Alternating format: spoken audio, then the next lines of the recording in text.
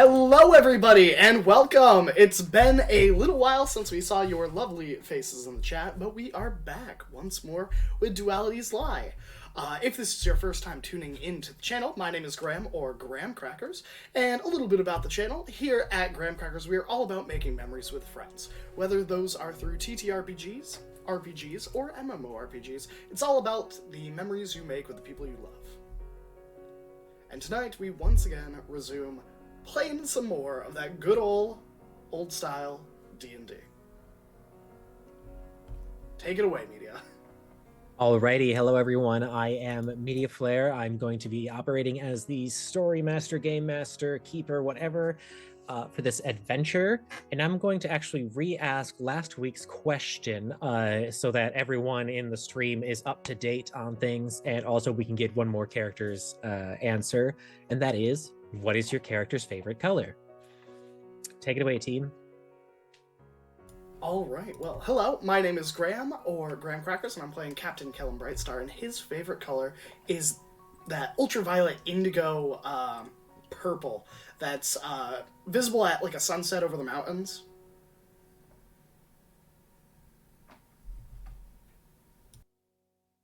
I put chocolate in my mouth like a fool.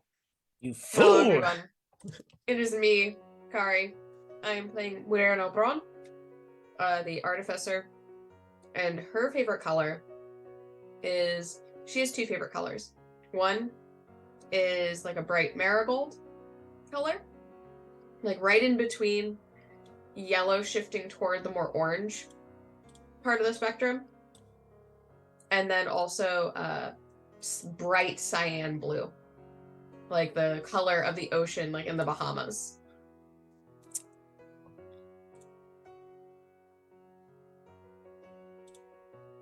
All right, who's next in the list?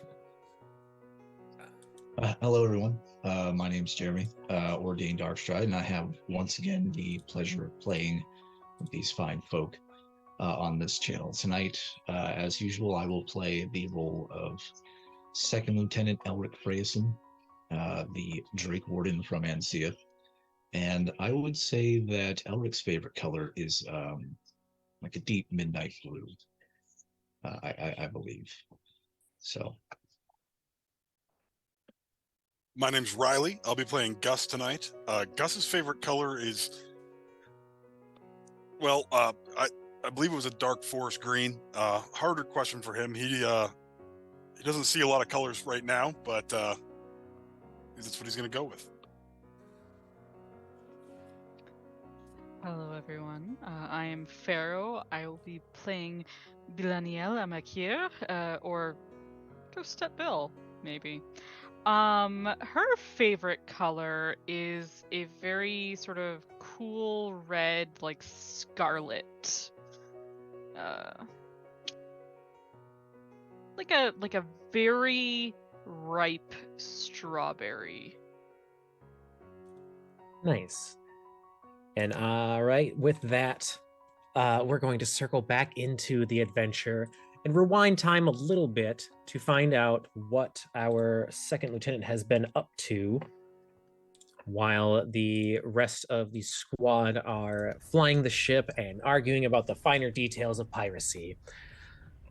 In the back of the ship, there is a small sectioned off area. There is a curtain blocking it off from the rest of the bug, and currently it is being used by Elric and Rexandragil as they are trying to center themselves and get adjusted to their new situation while on this damselfly ship. So what is Elric doing while having some alone time?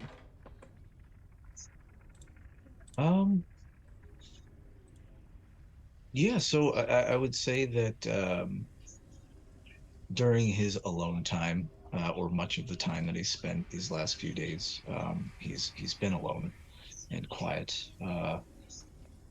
He's been seeking to recover himself and center himself from the chaos of the last few days, as well as bond with Rexandra Gill.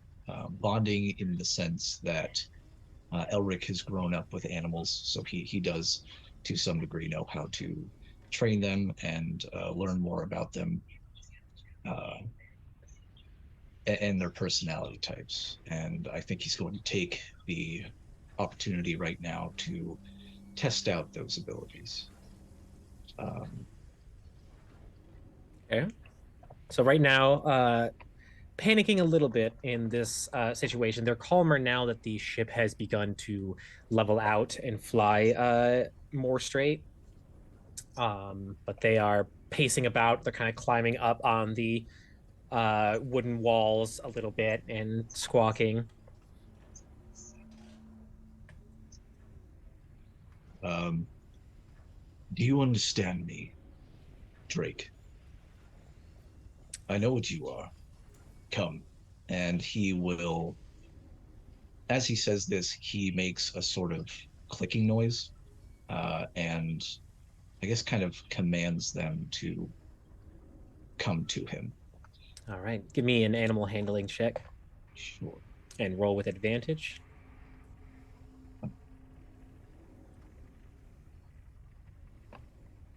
18 with advantage. Very nice. At first, when you speak, Rex doesn't really respond to you. That continues to look about the room and kind of snarl. But then you make a clicking sound, and it seems to register immediately and crack its head back and look towards you. It lets go of the wall and scuttles around on the ground towards you curiously. Elric will hold out I guess, a piece of ration, and again have him, let's say, come and sit. And if Rex does comply, he will give him a piece of ration. um, Rex kind of on all fours kind of moves up towards and sniffs at your cured meat for a moment and then kind of squats its belly onto the ground, all four like elbows up into the air, and then tries to snatch up at the piece of jerky. Much like a trainer to maybe their dog. Elric does wait for him to, or waits for Rexandriel to orient themselves appropriately, and then we'll give them the piece of rationing and continue to talk softly to him. Very good.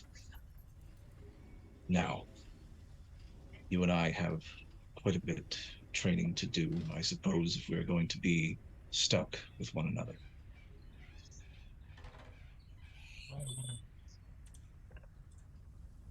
And I guess Elric will just continue to train in this way for the majority of the time.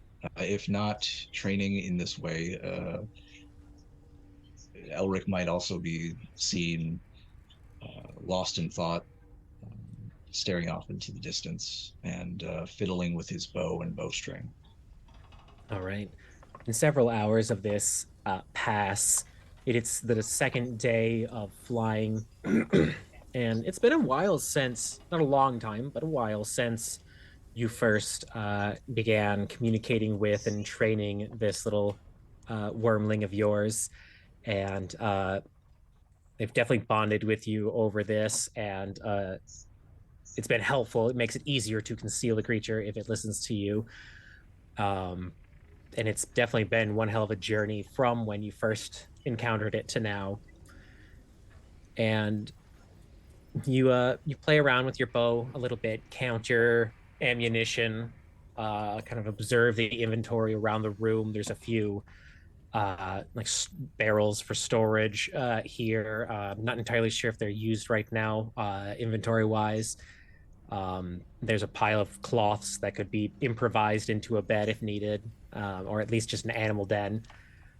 And you do hear the faint sounds of the rest of the people on the ship arguing, but it doesn't sound hostile.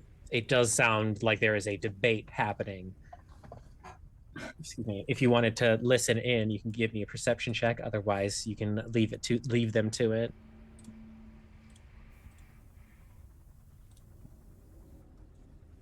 It's my perception. 21 for perception. Yeah. So Pirates. yeah, do you want a minor repeat of that debate? Sure. Go for it. So I'm just trying to establish exactly where the line is between, I guess, piracy and other forms of crimes. Because really, it feels like there's a quite a wide swale between what you consider piracy and what an established government considers piracy. You see, so you hear wherein essentially addressing this That to is because there Totally is Bill. absolutely no nuance when you are talking about these codified laws. They have no appreciation for the art of piracy, and for you to up and declare yourself a pirate because you've been gifted a ship, this is a bunch of bullshit. And that goes on for a few minutes. There's back and forth on the particulars of piracy and exactly what sort of things you'd have to be engaged in to be considered a pirate in Bill's estimation. And then, of course, arguments about how far would it be before any reasonable government would consider you engaged in the act of piracy. Presumably, this has come up because there is some question as to could Weird or perhaps Gus be considered pirates at this juncture. I would say at the moment of at the mention of piracy and the fact that at first Elric might have actively been listening, but with the word pirate just being repeated so often, Elric begins to fade out. He goes into a sort of cold sweat. His hands begin to fiddle with his bow more adeptly. His drawing hand caught as if knocking a shaft and plucking the bowstring almost rhythmically, as though to release an invisible arrow to some unseen mark, and staring off into the distance. His mind is definitely far away, and I would put forth that perhaps maybe Rexandrigo would see and or feel this tension come from Elric in this enclosed room. Of course. In an attempt to address the distress that is being presented by you, Rex tucks their long neck and head underneath one of your legs in the crotch of the knee and kind of looks up at you from in between your legs.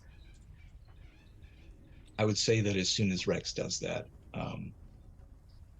Elric does kind of snap to, still somewhat shaken, but looking down at Rex, he clicks and gives him another treat and says, "Good lad." And then we'll tuck away his bow and I think take a moment to recover, but perhaps. Actually, no. Yeah, he'll take a moment to recover and stay out of that conversation, trying to tune it out. Okay. So another hour passes. You and Rex relax, calm down a little bit. The conversation out there eventually comes to a lull, and there's silence again. There's some idle chatter, no longer an argument. And then Rex suddenly fully puffs every gill and fin on their body, all the way down, neck, back, spine, anywhere the talons stretch out, and they immediately just start to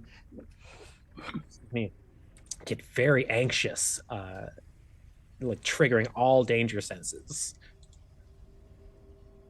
So Elric can tell that he's perturbed by something. Oh yeah, like if this was a cat, it's entirely puffed up. All of a sudden, it's just oh snap. If a ranger has an animal companion, that ranger would be unwise to not listen to that animal companion. I am going to utilize a ranger spell slot to use primeval awareness. We're still above the ocean, right? Yes. As far as okay. How far out is that? Like a mile? It's a mile currently. That well, yeah. So unless we're on the coast, it's a mile because he has favored terrain of the coastal. Gotcha. So for now, you take a moment to try and center yourself and register the environment around you, the way that this animal, this beast is reacting, and you get the strong sensation throughout your body that you are in, metaphorically, someone's lion's den. There is a powerful draconic presence at first not so rapidly approaching, and then suddenly incredibly rapidly approaching.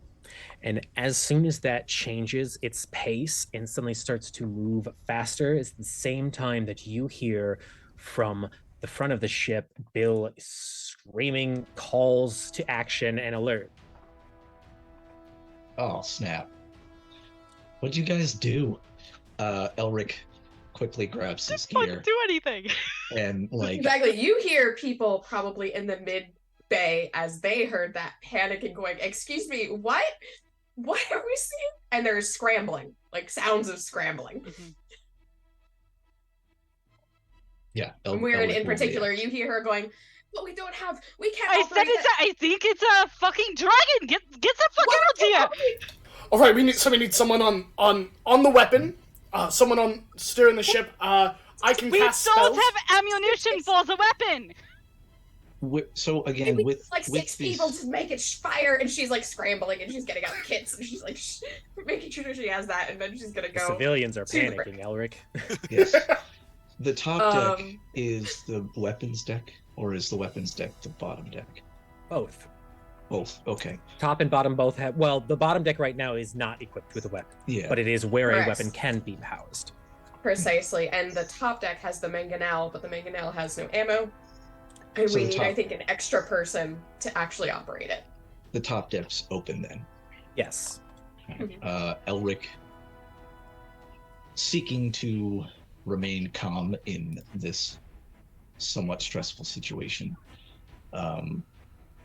will make his way up to the weapons deck, and he will call out to, I think, especially Gus. I was going to say, Gus is actually going to follow him wherever he's going. So. Oh, okay. Well, you don't have to yell loudly. He'd still be like, you need to find someplace safe to be. And shouting out, we may be under a dragon attack. That's what I'm establishing! I think Kellum is going to the bridge with Bill, because it kind of has that visibility, at least from the front. And he'll call out, "Do we know what direction it's coming from?"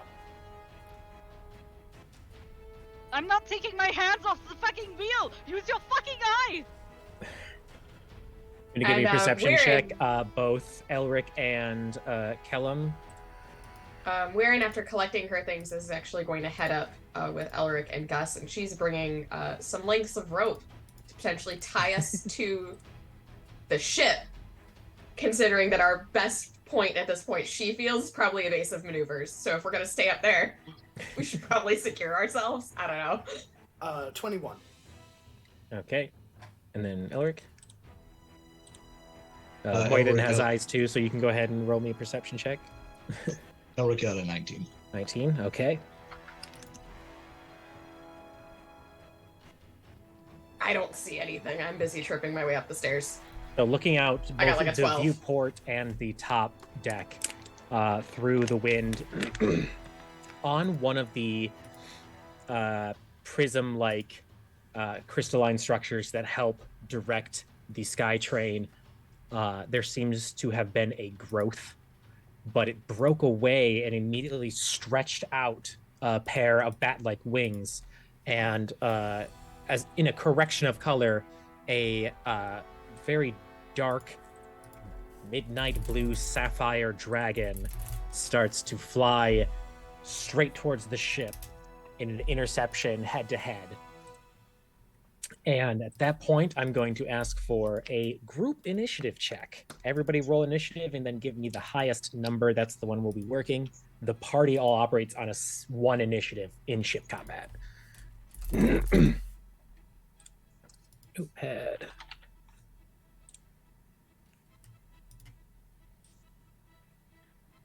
Hope yours was all better than mine. Mine was a 16. Oh, 16's the highest. Anyone higher than a 16? Okay, 16. All right. Gotta love the alert. Wait, no, I have a 20. Oh, good. I rolled well. 18 All plus right. Great two. job, Where's my Callum. Initiative. You know it's all downhill from here. I've rolled too well for 2 rolls. Exactly.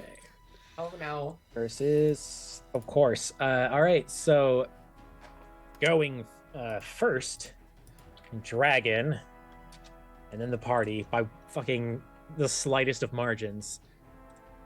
So, on that, since the party was made aware of the creature before it got to gain any ground, I am going to start it at quite a distance.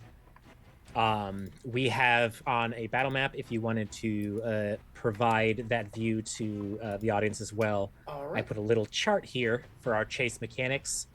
If it gets within the yellow area or the red area, it's able to do attacks on you.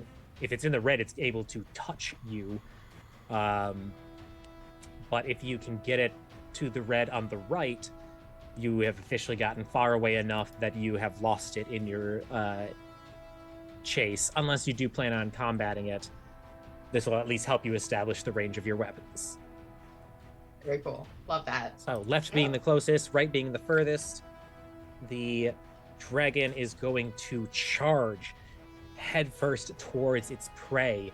This damselfly flying through the air in the same direction for now is going to provide it quite the boost as it rapidly closes in. And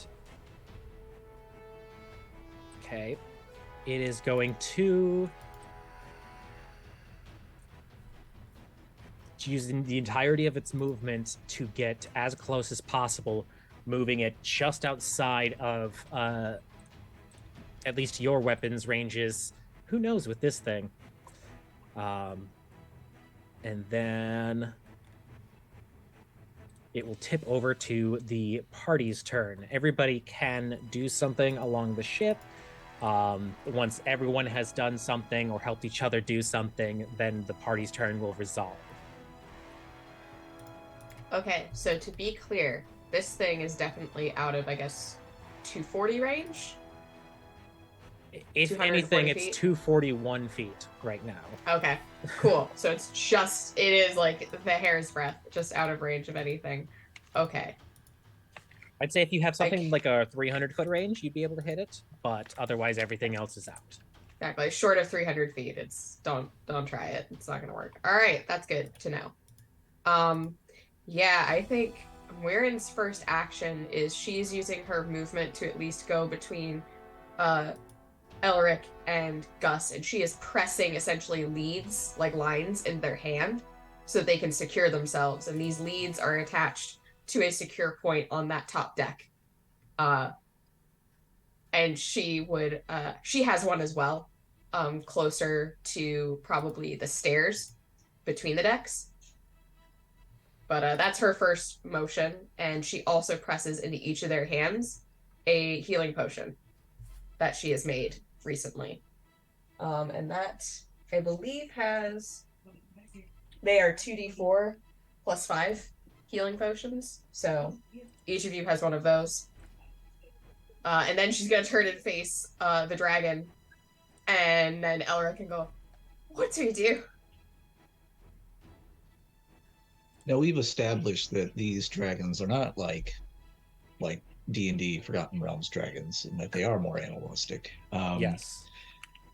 In perhaps maybe Elric's time in the past. Is there a sort of knowledge check that Elric can make to maybe discern, I guess maybe sea lore of sailors who have passed by who've maybe survived dragon attacks, and what the dragon protocol is? Like, what steps do the dragons take in how they dismantle a vessel or attack a vessel? Right. Give me a history check with advantage from background. Oh.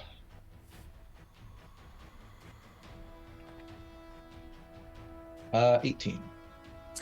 So, besides over a century ago, where the last major like dragon encounters were, mostly avoiding dragons has been at least the general worldwide protocol. If you run into a dragon's territory, hopefully your vehicle is fast and agile and you can get out of there. You were trained enough to learn some of the dragon's strengths and weaknesses. There has been successful repelling of dragons, and even at least 3 instances of people felling full-size dragons, but it usually was an organized and planned effort with either a big ship or multiple ships.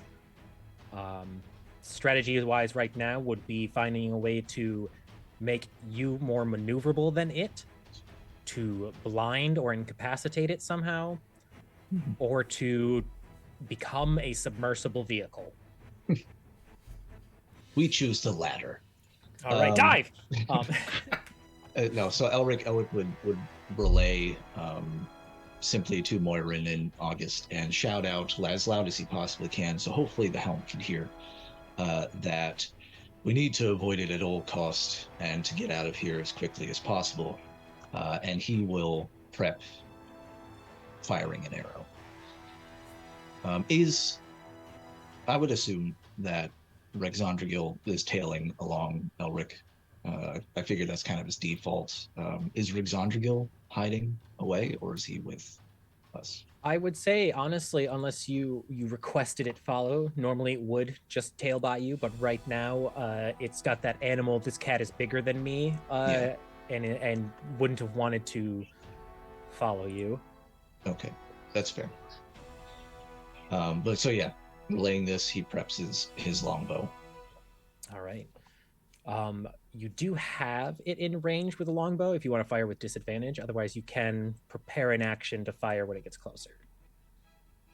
Elric will prepare an action to fire when it gets closer, aiming specifically for the eyes. As you had said, blinding it is probably one of the better tactics to use to repel it. Okay. So we know what you two are doing. What about the other 3? So I have a question. Would in my experience as a airship captain, in situations where this may have happened, if for instance, say I have haste prepared, if I cast it on the air elemental, would that provide any benefit to the ship's ability to move or maneuver? Yes, you would know that is like essentially overclocking the engine. Okay. So I will look at Bill from in the helm, and I will say, I'm going to go to the air elemental, and I'm going to speed us up a bit. I can get us about a minute, as long as nothing interrupts my casting. Ideally, that should be enough. And I'll use my movement to head down that way. Would that put me within about 30 feet of the elemental? Yeah. Okay. And then I will whip out, I think it's a piece of licorice. Nice. Yeah, a shaving of licorice root. And I will begin casting haste on the air elemental.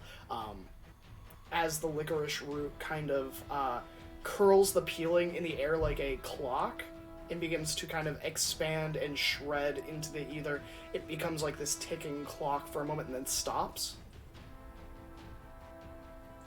Nice. All right. So the top deck people, y'all see Graham run up onto the essentially base of the neck of the vehicle and look down into the engine chamber and cast this time-altering spell.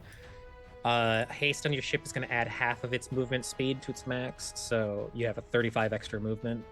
Nice. Gus, after hearing Elric explain, the only ways to escape is to slow it down and get out of here, is going to ask, does anyone know how to use this thing? And he slaps the mangonel with his quarterstaff. It'll take more than just 3 of us. I guess we know, but it takes I think Bill was saying, or was it Killam? It takes 6 people to operate this thing. Not to And we mention only even have no that many ammo. on board, and then we need somebody flying. Well, 4 people.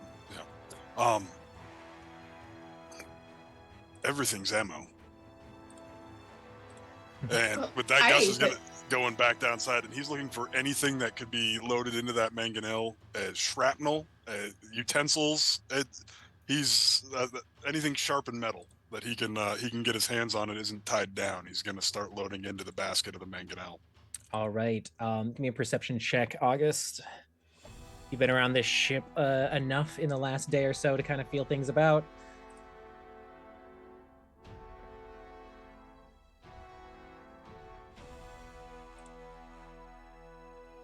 What was that?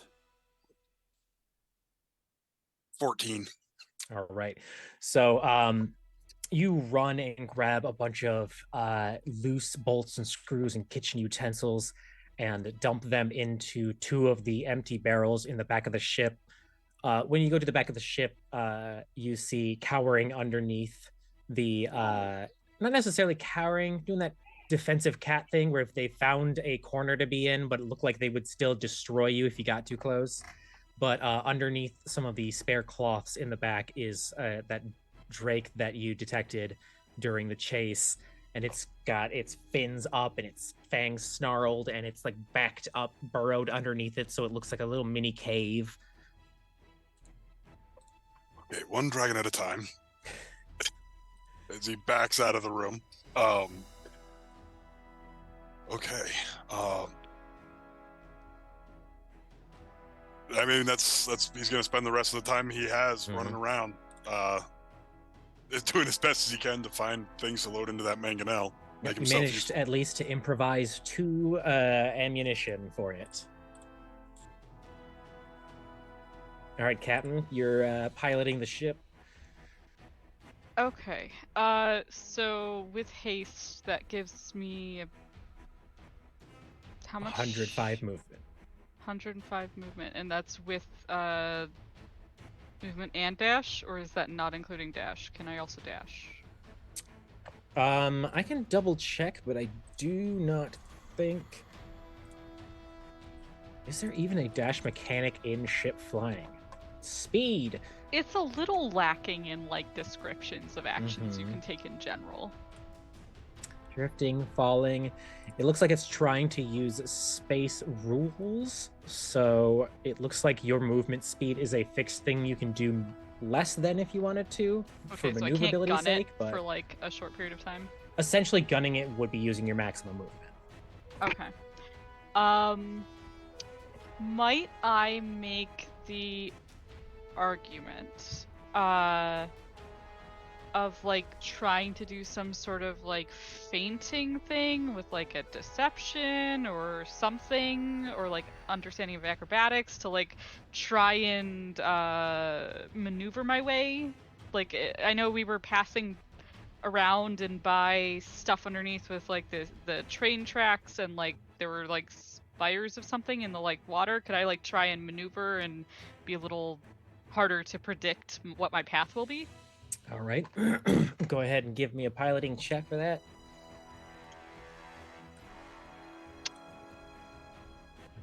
$14. All right. So you manage to, as you fly, head towards this creature, you turn all 4 of the damselfly's wings sideways to cause some sudden breakage as you corkscrew an aileron roll around the well, it is an actual barrel roll around the dragon and start to swoop underneath the one of the spires that it was initially resting on, gaining you some ground against it as it needs to now turn around and catch back up. All right. Which would put us briefly in range for... That is true. Elric's shot, Elric, do you want to take a shot during a drive-by? Yeah. Why Yeah, not? sure. Like as the dragonfly rotates around, you aim straight up and fire onto the dragon.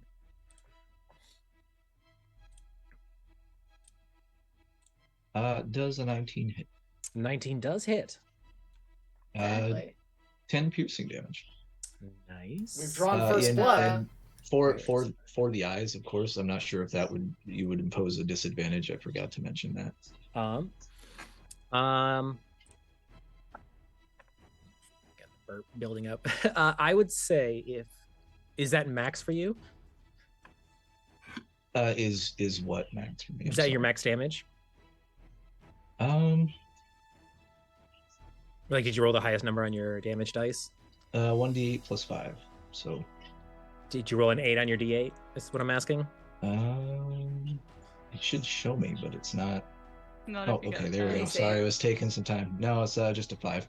Okay, so in the future we'll make sure to do your disadvantages, but for now it was not in the eye, probably on the top of the head. Okay. All right. I will also take a shot with Wiren's rifle, so she pulls that around and takes her own shot with hers, and that well, is... you had not held an attack action for this, so you won't be able to do Oh, a okay. reaction. I didn't know. I needed to say that. So. But Okay, at least you gotcha. tied everybody up so nobody fell off the ship during Bill's maneuver. Precisely. During this maneuver, we are all Saved 3 securely deck attacked. saves. Appreciate it. And to be clear, I didn't know that they were tied, so I was apparently okay with it. Half the party fly off right away. All right, so then the initiative ticks back around to the dragon as they pull the same maneuver, wings out, catching the air, and expertly turns and spins itself around to begin chasing again. They would have to dash again. For now, they are going to just move forward a bit. They dip into the water a little, and their tail trailing underneath coils, and as they come up, just wrapped in its tail is a small whale that it scoops out of the ground and begins flying towards you again. That is the dragon's turn. It is the party's turn. Is this the patent pending whale drop? Oh no! Yes, the dragon is armed and heading Armed with a towards you. whale. Oh, whale. What do we have here? So what do y'all do in your second initiative? That's a great question. Where's Where's Guy? Guy's somewhere in the ship. He's hiding, much yeah. like the dragon, I would expect. Yeah, fair. So I'll maintain concentration, and seeing Gus carrying these like the ammunition, I will go up to help man the mangonel. That should give us the 4, right? Well, one person is going to be in the bridge. That's where the rotation mechanism is to turn the gun. Okay, so I'll be on the rotation for the mangonel then. Okay, so Bill and Kellum in the bridge. Everyone else is on the spine. All innocent creatures are cowering somewhere. Yeah, precisely. I guess for this initiative, the creature is not in range because it is now slightly farther away, correct? Yes, Bill did manage to buy time with their speed and agility. Okay. Well, I can talk to that. Does the dragon have a swim speed? Give me a nature or religion or history check. Sure. I'll choose one of those. Which one do I have? I have nature, so I'm gonna do nature. And that is a 21. It does not seem so. Although able to fish, at most this thing could probably dive and come back out like a duck. Right, so it's not not aquatic enough to qualify for my I can converse with all creatures that have a swim speed. Okay. Yeah. I cannot converse with this, unfortunately. I could converse with the whale that it has in its claws. But I cannot converse with the dragon. Okay. Yeah, no. I don't think that I am close enough for the whale to hear me. But that's good to know. I think in this case, I would hold an action for when it comes in range, to fire upon it. Okay, so since there are 4 people around the gun, if everyone uses their actions to operate the mangonel, you can aim and fire it. But it does require your actions to be sacrificed. So that's a decision amongst the mangonel team. Do you want to prep a shot or prep something else? Yeah. My action is used for the mangonel already. Yeah. Yep. I am on board with that. All right. So amongst the 4 of you, a barrel of forks and kitchen knives are loaded up by Gus. Elric and Moirin crank it back and fine-tune some aiming, and Kellum flips the whole thing around for when the dragon catches up, and a shot is held. Would Elric's Hunter's Mark help with this? I completely forgot Rangers to do this. Let me see who fire gun here. How fire gun work? All right, you are a damselfly. It is a ranged weapon attack, so if you're the one pulling the trigger, yes. I would say sure on that one. I feel like Moirin does not feel like the person who should be operating the firing mechanism. She definitely helped aim it. You can spin the crank to bring the mangonel back. Exactly, like she was the one doing the fine-tuned adjustments for when it comes at that nice angle. Then she's like, yeah, firing is all for him. All right. As a bonus action, Elric will use his Hunter's Mark to hone in on this approaching dragon. Excellent. So you very carefully watch this dragon's movements on this turn. So, Pharaoh, you can use your full movement speed to fly straight and get on, gaining some distance. You can make evasive maneuvers through these pylons to make it difficult to hit you. You can just hit the brakes and try and commune with the beast. What are you gonna do? Bill thinks that her best chance of being alive tomorrow is not turning around and talking to the dragon. So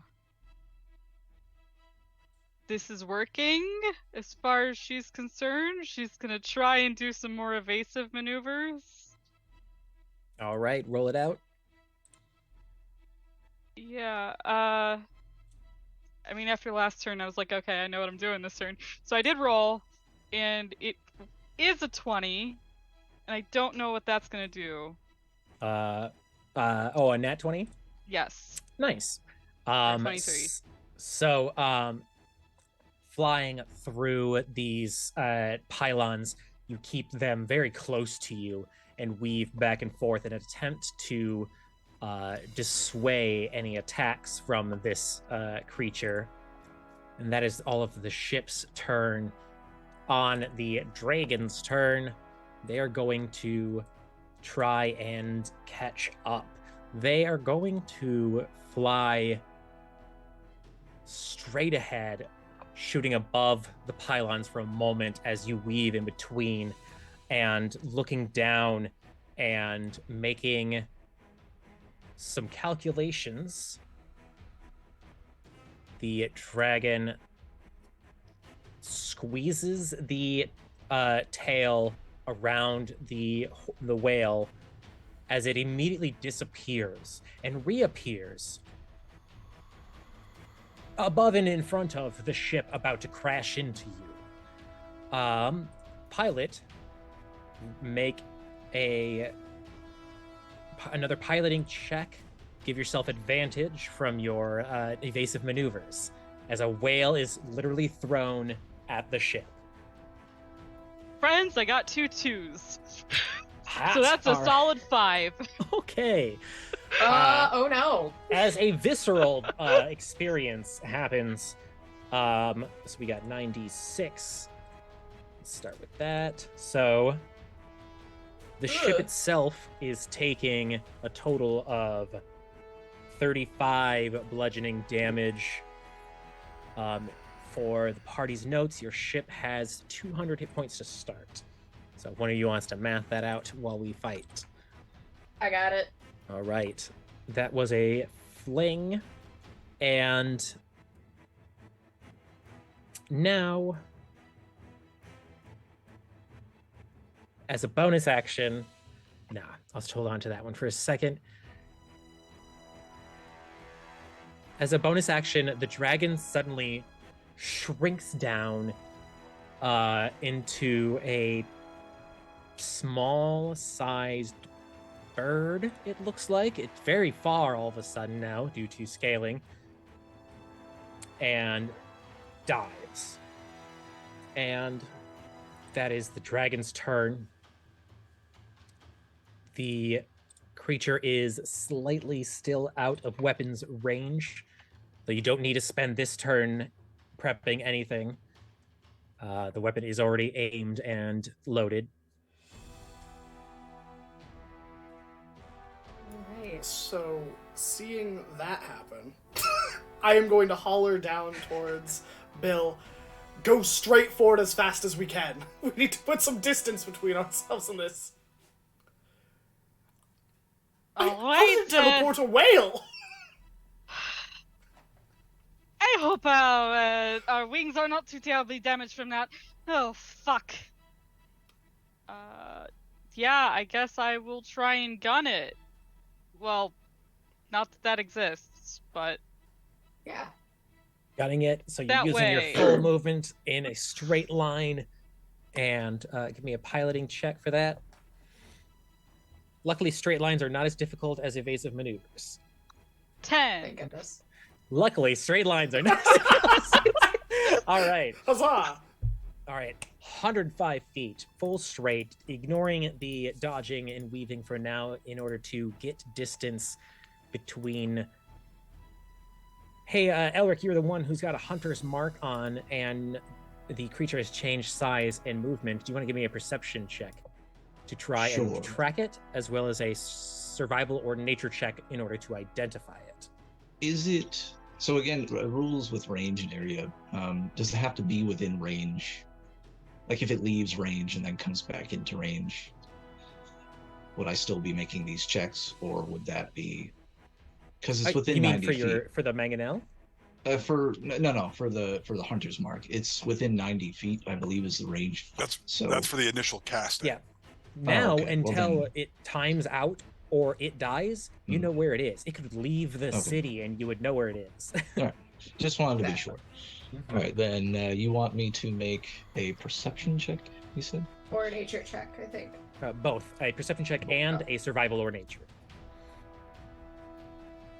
Let's just roll on here. 13 for perception, Excellent. 25 for survival. All right. So, with the aid of your hunter's mark, you manage to follow this thing through the sky as the dragon shrinks down into what you identify as a very particular type of falcon that has an incredible diving speed. This dragon might have taken advantage of its shape-shifting abilities to change how it maneuvers. You think it'll be in weapons range on the next turn. Then Elric is going to he'll vocalize that to everybody on the weapons deck, but Elric will hone in on that moment, and as soon as that moment comes, he will open fire and probably Yeah, make some remark like "clever girl," you know. Weirin is going to cast Enhance ability on Elric and improve his dexterity. Right. Because I can. Because that's how she perceives to be helping. All right. Weapon is already prepped. Hunter's mark is on. I guess for my action this turn, would casting Mending on the ship help restore any HP? Yes. In which case, I will cast Mending on the ship. All right. It does. Let me look at the ship rules real It's gonna be quick. like once a week or something. Yeah, I think by the rules it's like once a day or Yeah, something. once a day you can use Mending, and it does. Oh yeah, 1d6 plus your spellcasting modifier in health. Sure, I would like to do that. So that One would... clarification. Oh. Oh, sorry. No, One after you, clarification on that. Mhm. Is it one casting of Mending or one casting of Mending per person? I think it's just one casting, right? It's Like one casting. Yeah. Yep. One attempt of magically repairing the ship. Otherwise, you can dock it and repair it at a few hit points a day. All right, and that is my spellcasting modifier and 2d6, 1d6, 1d6. 1d6. All right, so we'll roll the spellcasting modifier first, and then we'll roll our 1d6. But you have a flat spellcasting? Yeah, modifier? which is +8. Yeah, I was like, it's just I am dumb. I've never made the case that I'm a smart person. That Alright, is, so you got full points. 14. Wow. Right? Okay, so Okay. Callum placed a lodestone up against the window and hull of the ship as it repairs the damage done by the telekinetic whale throw. Yep. we can And check we that are off at- D&D bingo. Yeah. Hit with a whale. We've been hit by a whale. Assaulted by a whale. All right. Gus and Pilot. Gus doesn't need to help with the mangonel anymore, right? That's all loaded and It is currently still loaded. Yep. yep. He's just gonna he's just gonna hang out near Elric. He was gonna cast Mending, but he can't anymore. I'm sorry. Everything's happening so fast. Yeah, he's making sure the rope's tight around his waist, and he's there to back up Elric, but he doesn't have a lot to do. Actually, Yeah. you know what? Weirin is going to hand him something from her waist. It's her chakram that is infused to be a returning weapon. And she says, here, if you throw Just this, yeet it'll that. come back. You can just eat this as much as you want. It's going to come right back to you. So prepare for the return. Yeah, he's gonna hold an action if anything comes within his 10-foot range of vision. So it's you have essentially like Xena's chakram in your hand. Gotcha.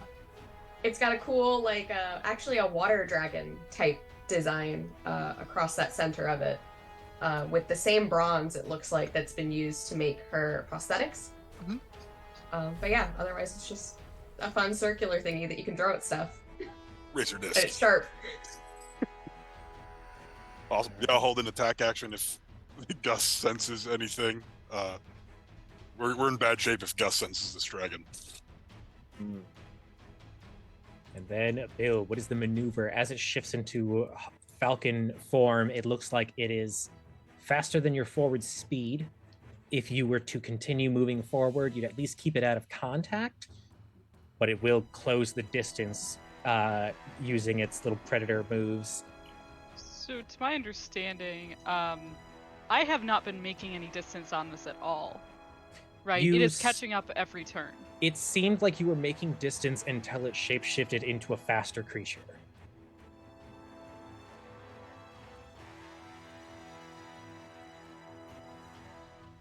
Being someone who uses concentration spells, I might understand that we might need to do something about this. Potentially. If that is, if you want to give me an Arcana check to confirm, that does seem to be how magic works. If everybody follows the same magic rules. If they Crash follow the the boat into same the magic Falcon. rules as I do, that is a 15. Is that a reasonable assumption, maybe? It would be reasonable to assume that this is more of a druidic style of shape shifting. So if you were to smack the bird with something, it would turn back into a slower dragon. Otherwise, it would have There wouldn't be like a counter spell maneuver. Okay. With that said, I've been hearing all this mess with the mangonel. I know they're getting ready to do something. Kellum was messing with the mangonel stuff in the bridge, so like I'm aware of this. Oh yeah. So then I will pull the brakes and swerve, and I would like to, with my bonus action, hex it when I'm in range to give it disadvantage on. Do we think it's gonna try and run, or do we think it's gonna try and grab us? This is easily shouted between everybody. Yeah. Do Thoughts I on this? My vote is probably Dex. Yeah. If we fire the mangonel, it's going to try and move out of the way. Yeah, potentially. But also, if that thing grapples our ship, we are fucked. That is true. I will give it I support disadvantage you. on strength. Okay, noted. Disadvantage on strength. It's strength. All right, so that is the ship. As a reaction at the end of the ship's turn, the Falcon, expertly tracked by Elric, suddenly disappears and reappears, much like the dragon or the whale toss itself, and essentially folds distance as it continues its dive. As it gets incredibly close, it is in weapons and reaction range as Pharaoh flips it and tries to cause it to lose its current momentum. So does anyone want to react with the mangonel? How do you want to fire this? So you use the weapon itself's initial attack. It's initial to hits, unless you have any benefits on top of that. Like if you have a guidance or a bardic inspiration, you can add it. The weapon's hit is +5 by base. Okay. And proficiency, is this like considered a martial weapon that those who have martial proficiency would be able to use, or is this something special? It's something special. Okay. You're using its attack bonus, so yours like strengths and proficiencies won't matter, but any additional boosters on top of that, like if someone casts magic weapon on the thing, or if someone gives you guidance or bardic inspiration, you can stack that on top of the weapons roll. Okay. Also, I misread the range. You actually could fire with disadvantage while it's in the blue. Oh. Okay. You have up to 800 feet with this thing. Yeah. Well, it being the opportune moment now, Elric will fire. 23 to hit. That is going to hit a little falcon. Awesome. The improvised damage here is 3d10 bludgeoning damage.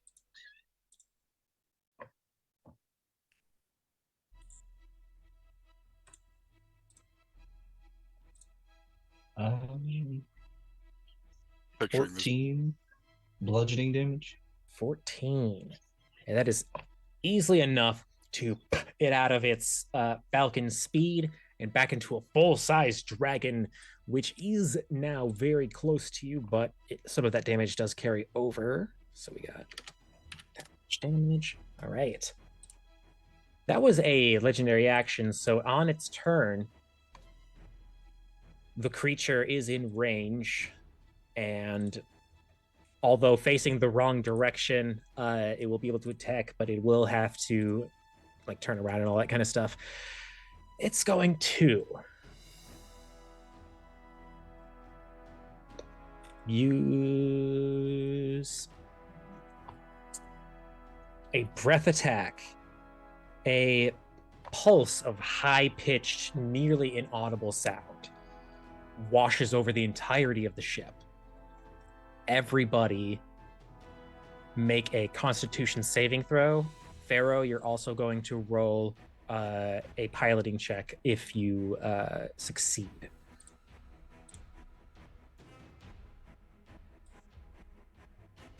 $14. Okay.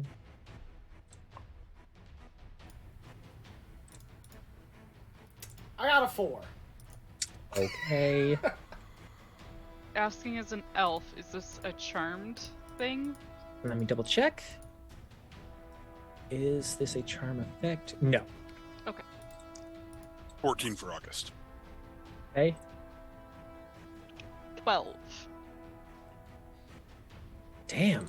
Elric, what did was you our get? I dumb missed stat. yours. Elric got a 6. Jesus Christ. Yeah, this is not good. All right. Yeah, Elric and Kellum, I'm pretty sure failed. Yeah, oh yeah. Everybody did, it looks like.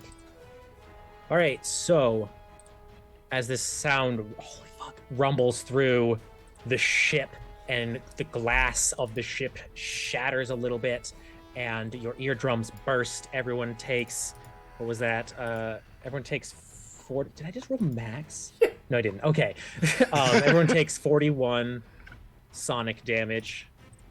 Or thunder damage. The I believe pilot it's- is down. Goodbye, yeah, like, deleted. Suddenly, the ship is There I go. free Yeah. falling. I think we're all down. I think we're all. August oh. is good. Oh, I'm down. August is good. August is good. August is It's good. fine. It's fine. Everything's It's fine. He's got 3 hit points left. All right, it's the ship's Yeah, I'm in the death saving turn. throws. Everyone who is making death saving throws.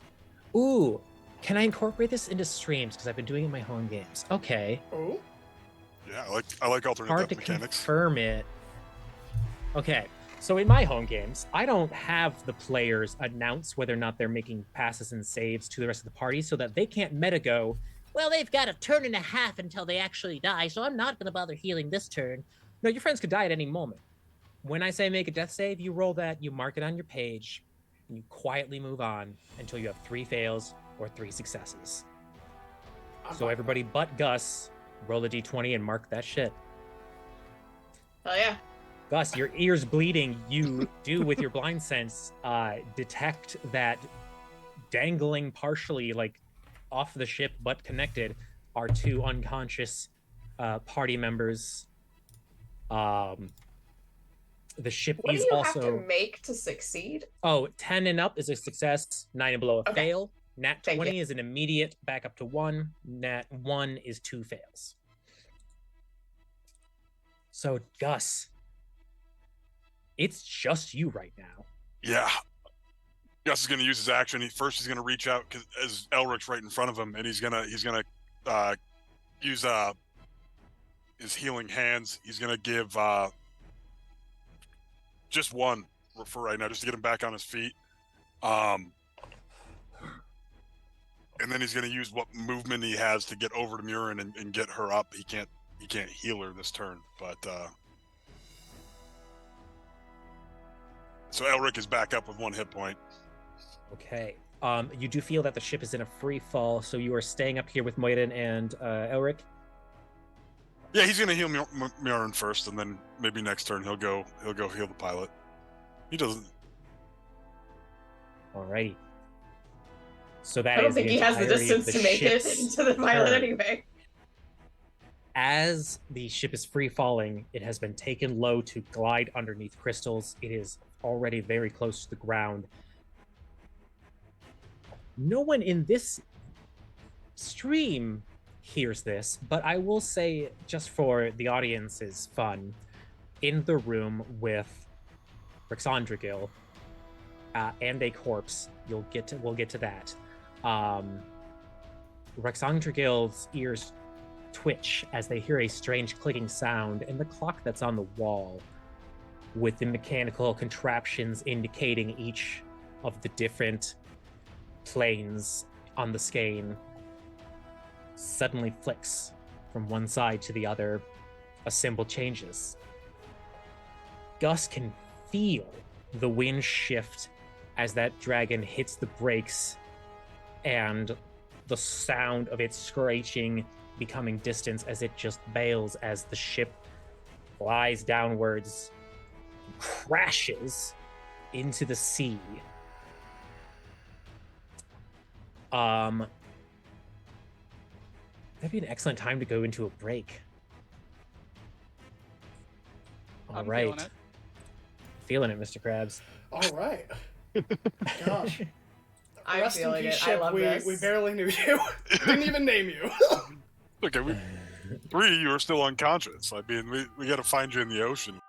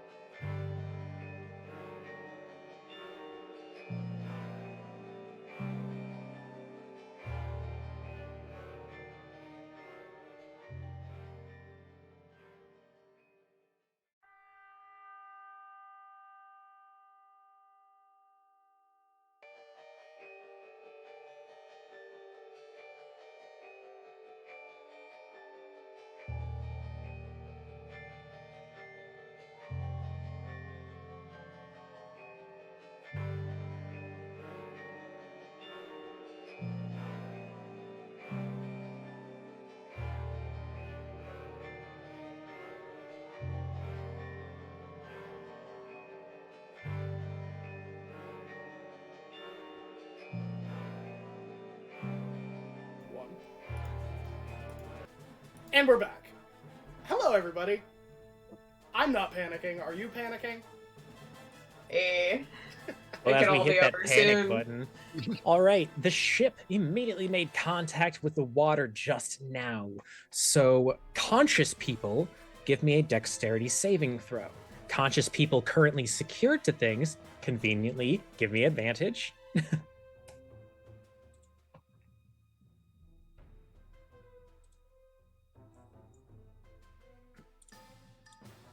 With a nat 20, that's 26 for Elric. Nice. 13 for Gus. All right.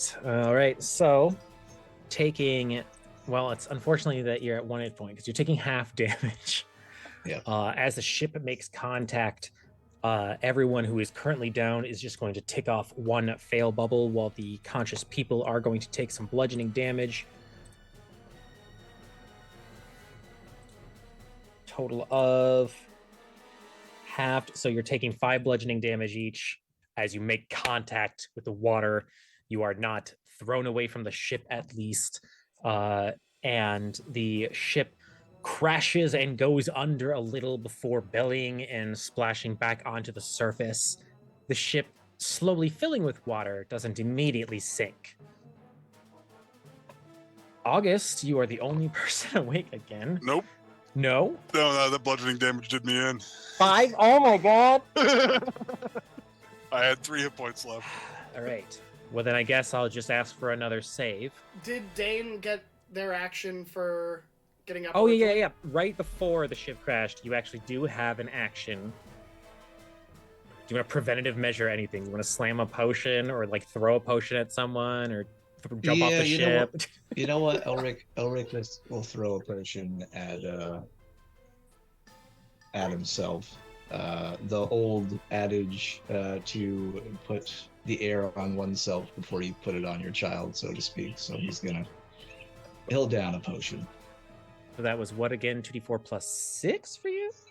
2d4 plus 5. 5. Okay.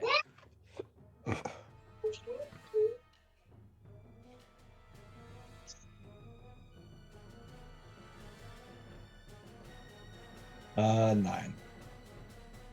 Okay. So Elric, I guess, would still be Elric conscious. has a turn at least. The 10. ship is filling with water. You are all like draped off of the ship, but with ropes.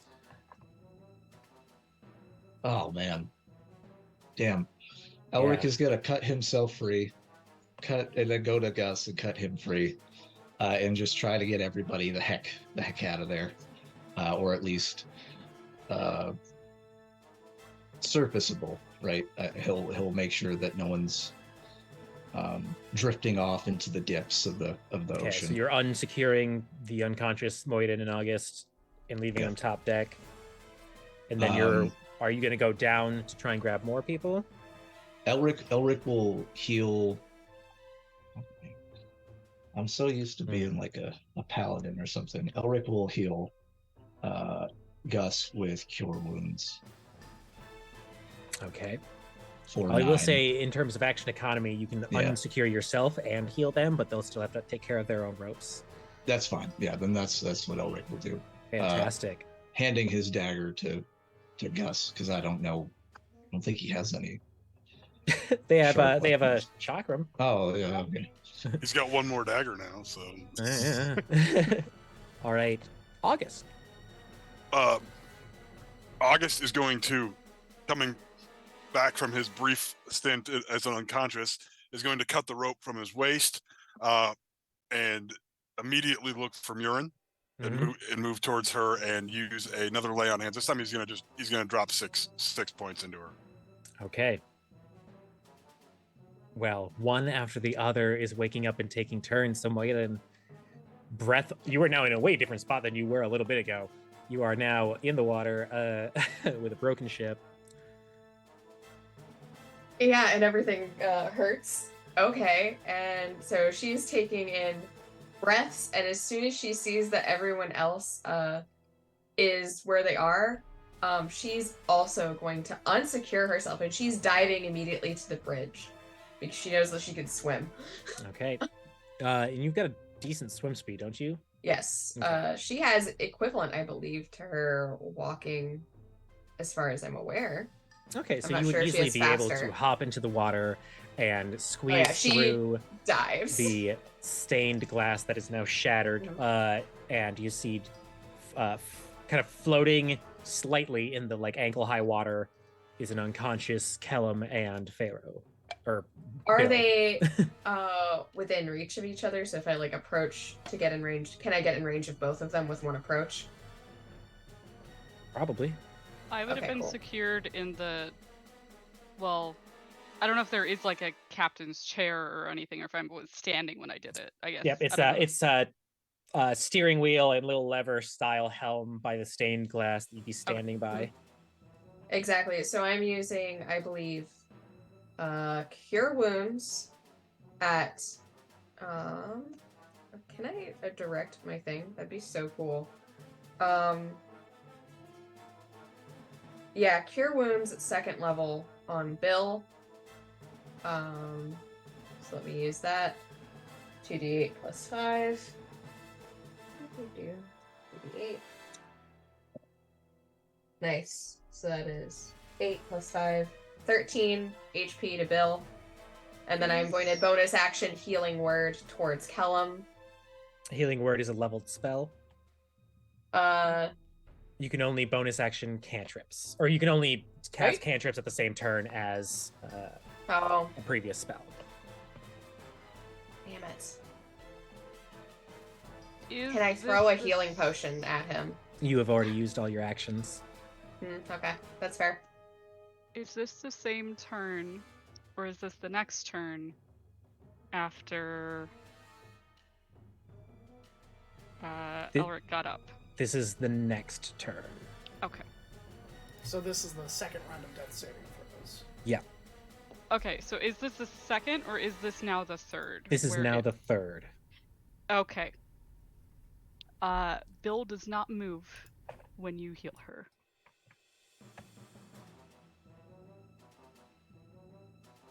With that in mind, on the third turn, if Kellum needs to roll any dice. Sure, I'm happy to roll this dice. Happy to. Ugh!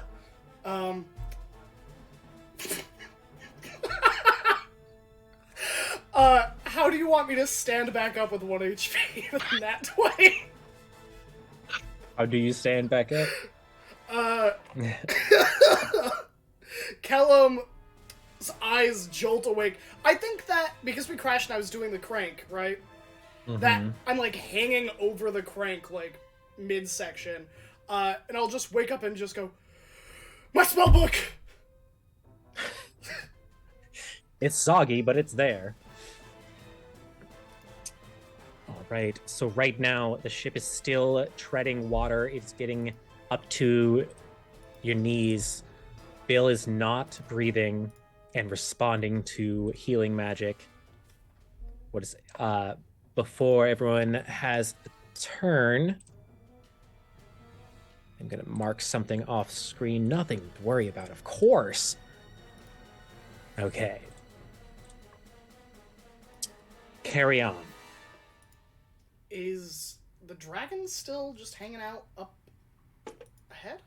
You can climb out of the ship or get up the stairs to check. That seems maybe... here's my question. So, with the ship being currently sinking, right? The damselfly typically can land on water, right? But it has to be fairly still water, right? Yes. But right now it's like, is it upside down? No, it's just it belly dipped and is broken and has ways to absorb. It is water. taking on water. Okay. Yeah. We are slowly sinking. What would be the best estimate of how many seconds we have before this will not be able to be flown again? Probably like 30 seconds before it's too underwater for the air elemental. Okay.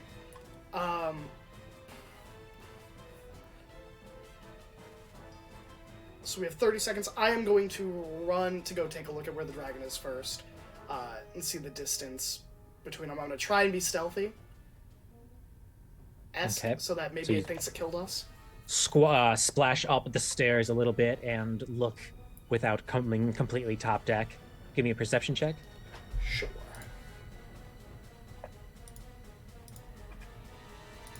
That is a 9. You know what? Is it alright if I burn a chat crit for this? Sure. Sure, I will burn my chat crit for a total of 23.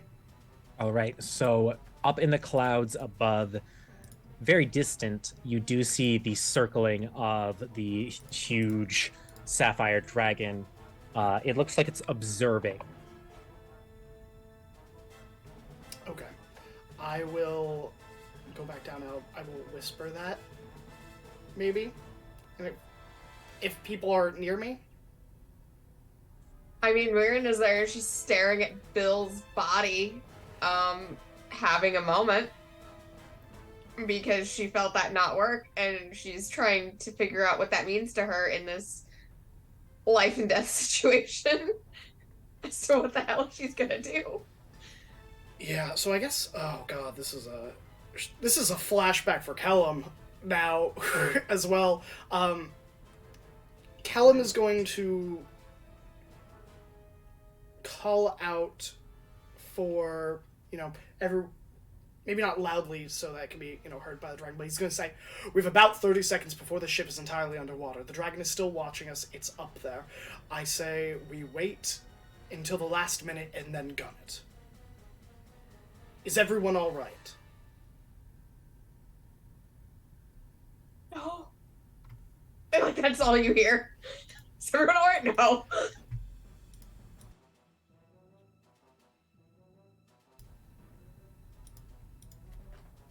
That's all I have for my action economy. Elric, for his part, does seem to be spiraling to some degree, and he grabs his longbow, which I'm assuming still is intact. He's like, "Where's the dragon, Captain?"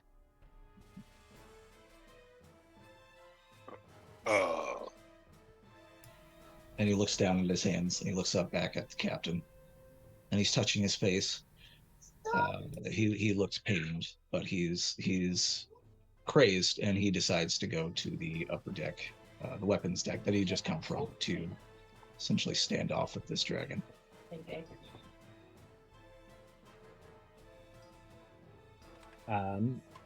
Gus is sticking with Elric. Your hunter's mark lets you continue to keep track of it in the sky. Well, it's concentration. So when he lost consciousness, true. Okay, so if you want to give me a perception check to find him up in the clouds.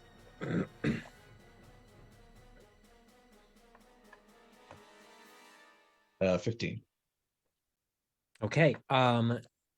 So yes, you do manage to track the large figure moving between the clouds, circling up above. Elric will shout up to the heavens at this thing, and screaming in anger, he says, "Come on, you want to kill us? Then come and kill us. I've got something for you. If this is the end, then I'm ready." And as he draws back the arrow in preparation to aim at this dragon in the sky, softly mumbling to himself, he says, "I've been waiting for the last 2 months."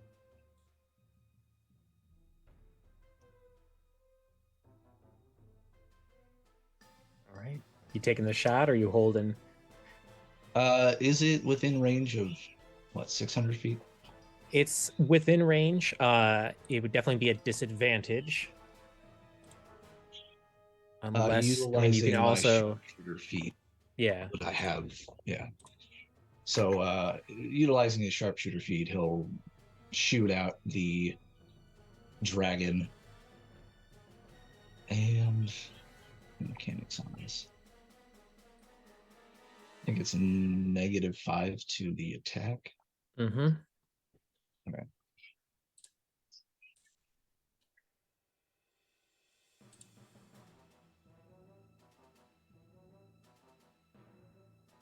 23. Awesome. That is a hit. And then it adds 10, I think. So 16 piercing damage. All right. So the arrow disappears into the sky as it hits its faraway target. And you do see the dragon lose its flight a bit as if it has been struck.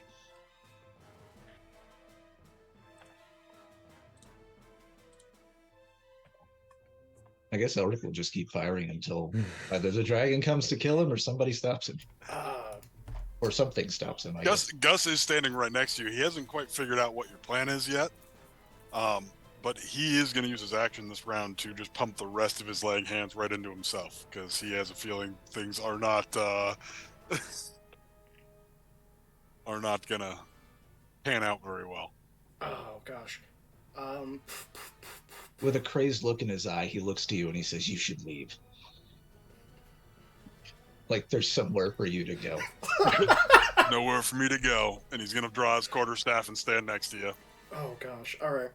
Water's now mostly filling up the bridge. Bill's body is floating. Yeah, Waren is gonna collect the body closer to her and essentially out of the piloting space, sort of looking at it and probably looking to Kellum because she doesn't know how to fly this thing. Yeah. If we're going, we need to go. The only thing we can do now is dive. Would this ship be capable of going underwater, then using whatever remaining buoyancy to kind of jump out? It did in the first crash, but due to the fact that it's losing its buoyancy, you would need to dredge it before. Okay. Would I have enough action economy to cast a spell and then pilot the ship? Probably not, right? Is it a bonus action spell? Let me check. And what spell do you need? Well, if you've got Fog Cloud... I do! I sure do! So, I guess Kellum will go, I need cloud cover. We need to get as much of a few seconds glance. While we're lower than it, it can't see us underneath the fog cloud. And immediately, Waren seems to shut her eyes, and she's attuning to the water around her. She's going to use her innate ability to essentially turn water into fog.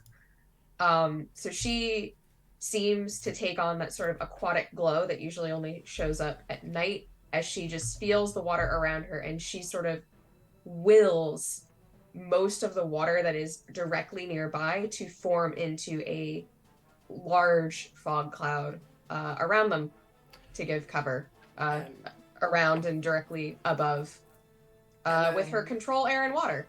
All right. And I will gun the ship. You're taking it back up? I am taking it, hugging it as close to the water as I can, staying as low in altitude to get away. Whereas, if we were climbing, then, that's just closing the distance it needs to travel. Right.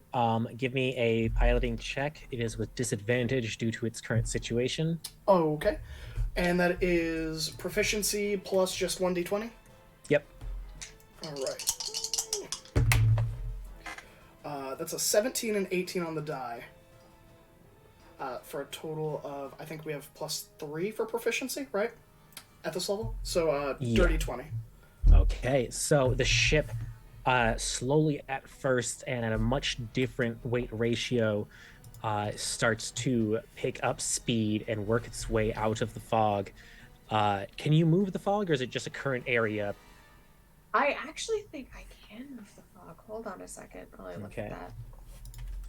Centered on a point within range. So if I centered the point on the ship, would it move with the ship? No, it would start there, and then you do that fog cloud trail thing for a little bit as it dissipates when you fly. It lasts for a duration until a wind of moderate or greater speed disperses it. Yeah, Yeah, okay. Yeah, you got to be able to target an object if you want it to track the object. Yeah, does the ship not count as an object? You can't target an object with fog cloud, just a point. Oh, gotcha. Okay. That's I see. So yeah, it'll be 120 feet, I guess. Yeah, it's a 20-foot radius. Okay, so it at thing. least So disguises 40 the feet. takeoff, and does give you some time to gain some speed again.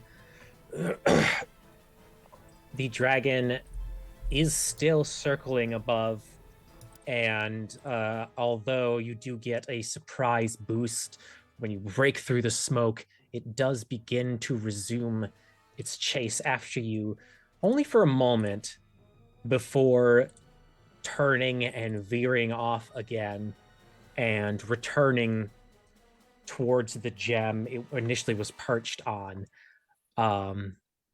It gives up the chase. The water is drained out of the ship over a few minutes as the ship flies, and y'all are, for now, in the clear. There is a powerful wind blowing through the bridge and the occasional scratch of flying pieces of glass. How are you all handling this situation? Right now, Mirren is looking at the potential dead body in her arms, trying to ascertain, is it definitely 100% dead? Like, is there nothing that she can do? Resuscitation, etc.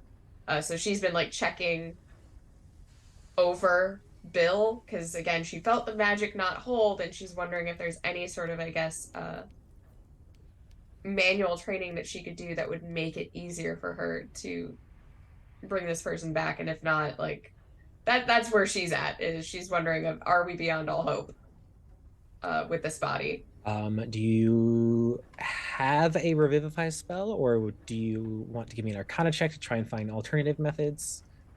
I would love to use Arcana because artificers cast through their tools, and she is trained essentially as a medic, to essentially using those tools of the doctor's trade and focusing on that, and I guess using Arcana if she finds a way to administer the right kind of healing to essentially, I guess, mock a revivify spell, because I don't believe I have that yet. Like, that's not available to me. But I leave that up to you if I can be cool like that. Right. Continue with the Arcana check. We'll see what's going on. All right. All right. That is a 12. Your knowledge would be that there are reincarnation and revivify spells. There are temples you can go to get these services if you cannot cast it yourself. You would need to find some way to preserve this body, or you could, I don't know, make some sort of goat sacrifice to one of the gods. But right now it is out of your power to do anything.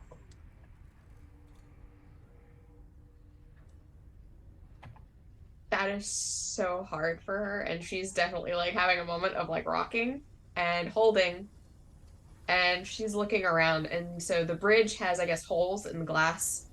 That's shattered. Kellum is currently in the pilot seat, and she hears the other two up above. Is that a correct estimation?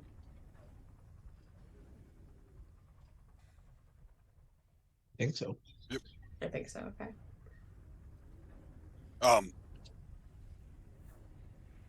Up above on the weapons deck, as they break from combat, Gus puts his hand on Elric's arm, assuming he's still drawing arrows, getting ready to fire, and say, "I think it's over."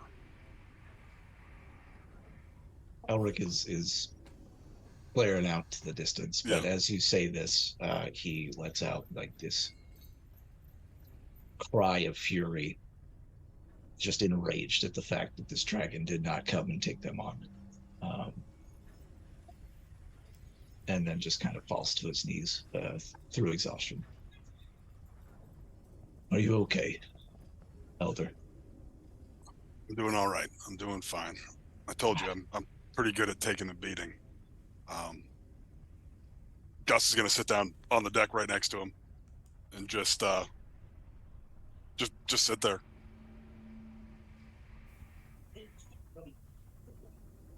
My my hands are shaking, and they're covered in blood. Do you have any injuries? Let me see. I'm fine. I can handle myself. I've done what I can. I have a potion here. If you have any wounds that are still open, Where are the others? Are they okay? drink this, and then we'll go find them. Now, Rick, I guess we'll take a swim. Is that another one of Moira's? Okay.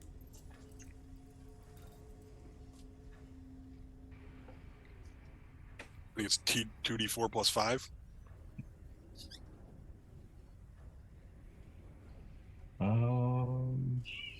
Eight. All right. Oops. So yeah, Elric seems out of it, but he's now in a daze, more concerned with the rest of the crew as he's starting to come back. Yeah, as I guess Elric and Gus come down to, I guess, the bridge level, you see we're in there with Bill in her arms, and she has muttered a quiet word, and with that she's casting a healing word on herself. And those close by can hear her say, "I'm sorry," essentially to the dead woman in her arms. And it is, sorry. I'm sorry. And you would see Kellum at the wheel. Blood is like pouring from their head from the sonic attack. They look like adrenaline is the only thing keeping them up at this point. Is getting the ship as far away as possible. You could probably sneeze on them and they would pass out. Elric walks up to you first, taking mind, obviously, of Moirin and Bill there, but unable to take the time to comfort someone else. He's going to go up to the captain, and seeing that you are injured, he's going to heal you with cure wounds for 10 healing. And say to you, "You all right, Captain?"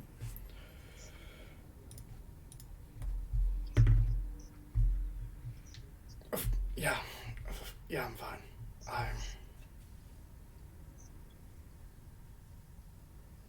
What is our heading?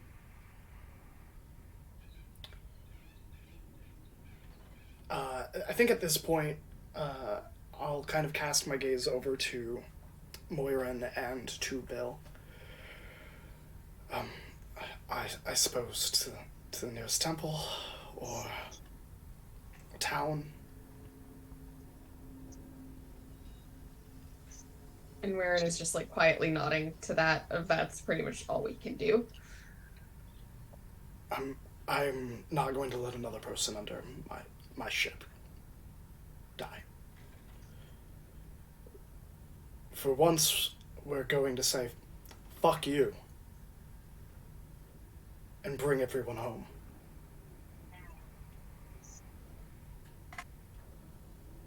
I can't speak for the rest of you, but that's my intention. Yes, Captain. Bill was the first person I met when I got out. Let's I'm put on her this somewhere more comfortable. And Elric will help you, Moirin, lift Bill to a cot. Is Guy all right, or Rex? At the mention of Rex, Elric does look around. He's like, "Oh shit!" And calling for Rex, I think that would maybe be his way of summoning, like not necessarily like a dog, but kind of like you would call your dog. Mm-hmm. Um, And instead of running around the corner like an excited pupper, almost walking out of a void of nowhere, axe space, if you will, walking past Elric's leg, just manifests the dragon again, as it looks unharmed and unperturbed, minus the wet floor. It looks up at you and looks for a moment, like up and down, and kind of sniffs at the various cuts on your legs. I am all right, or will be. Come help us. And once Bill's situated in a cot, Miriam would essentially, using the walls, etc., as braces, go looking for Guy. Well, as you bring Bill back through the spine to get to the area with the cots, you see that the flooding and crashing has changed a few things. The beds themselves are secure, so that's good, but all of the possessions are now strewn across the room. Everything is soaked. Everyone's personal effects are kind of mixed together. Lightning, neat. And wow, nice you sound can hear effects. that? Nice sound It's effects. right. Dramatic. Yeah. A lot of money to that. Soundboard? Anyway, Dolby THX over here. You do see laying with their arm thrown over a cot, body on the ground, leg in a strange position and angle, the body of Guy. And I am going to immediately essentially go over and triage, and I guess mild autopsy of what is going on with Guy's body. How did it appear that he died? And doing what she can, she would essentially set what bones need to be set and get his body as prepared as it could be for revivification, because that seems to be to her what's gonna be necessary. Mm-hmm. And she'd move the body to the other cot near Bill's, essentially. All right, so you put the two bodies into comfortable positions for now. Mm-hmm. And would repair as much damage to them as possible, because she does know minimum that's ideal. If you're going to raise a body, it should be as undamaged as possible. All right. So after recovering a bit and healing up and setting some bodies and all of this, what's going through everyone's minds? What are we talking about? Where are we going? What are we doing? Well, with no other co-pilot, I think I have to be manning the helm at all times. I think Weirin would come by to offer to helm it for short periods, like to get just a brief of how do I make it go straight. Like give me the heading and I'll point it in that direction while you're flying, and sort of stand with you honestly silently and just watch after she's taken care of what she could, because I think at this point she's like, this is the only thing I can do, and if I don't do something, that's not going to be good. So she's just very quiet and very contained as she quietly stands with Kellum and sort of asks him how things work. So I think when you ask that, there's a hint of reluctance, and I think you're insightful enough to pick this up, so, you would get the feeling that Kellum was going to all night as long as it takes to get wherever needs to be going. I think you would get a very muted reply of, the nearest destination, or to look at the map and, plot just the nearest spot. And there's very much this inner turmoil that's painted on his features at this point, is like, this is the second disaster that he feels responsible for, that has resulted in other people dying. And there is a almost desperation in how he is handling this at the moment.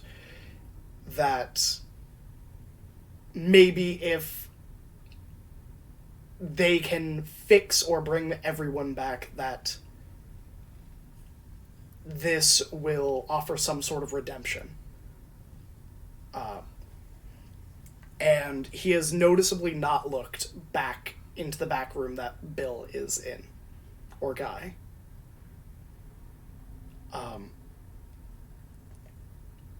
And he would explain how to land the ship on the waves, because, again, we're kind of still going over that water, right? And with it funneling out, he would probably explain how to start the ship, and that if someone is telling him to rest, he will just land the ship on the water.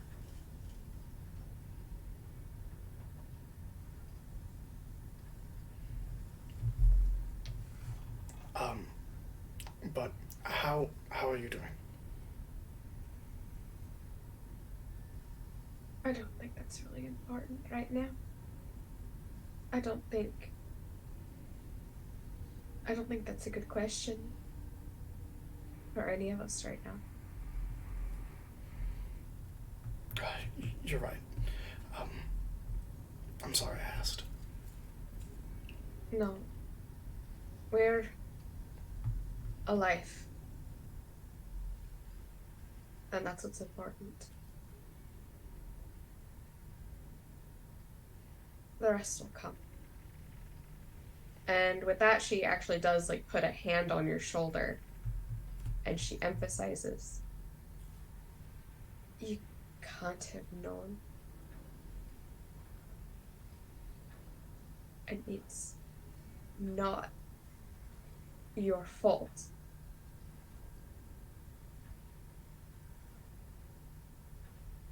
And she, like, holds your shoulder tightly as she says that, hoping that at least the force of it will make it clear. And she is holding you with, I believe, depending on which side of you she is on. If she's on your, I believe, right, her left, obviously her prosthetic, is the one holding you, and it would be cool, obviously, to the touch, and probably a little stronger grip than perhaps she intends.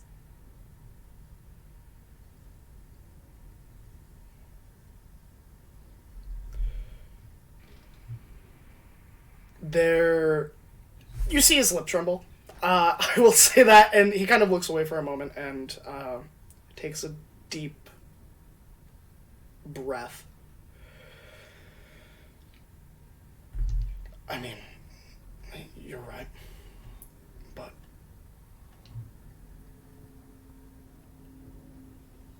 if I hadn't been in that city, none of us would have been on the ship.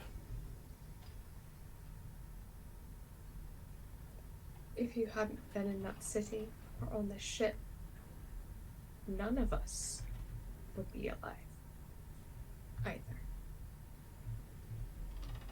You had to be here. And whatever else, it's fruitless to think of what if, because what if is endless as the water and the sea. We have no idea what if. We know what is. What is you're here, and you're flying this ship and keeping it afloat for all the rest of us. And none of us would be here without you right now. Alive or dead.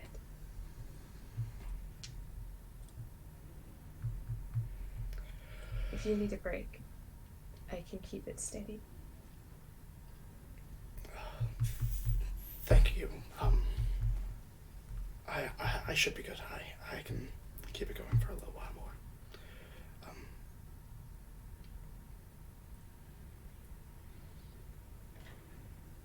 Could you take the ring off of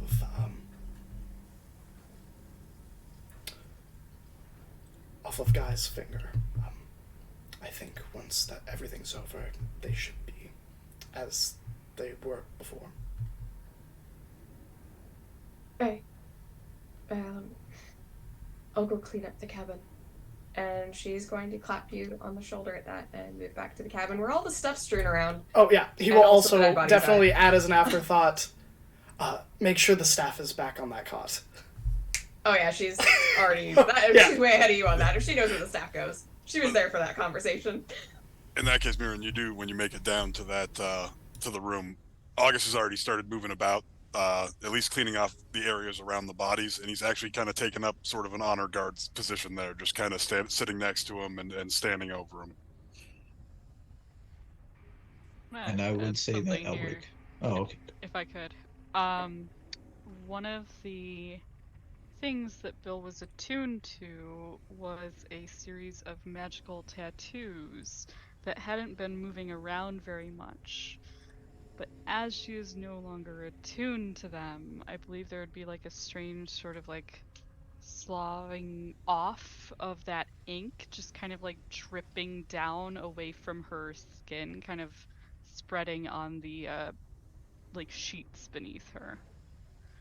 And like it moves around a little bit, like it is clearly like this kind of like sheen of magic that is kind of falling away from her body.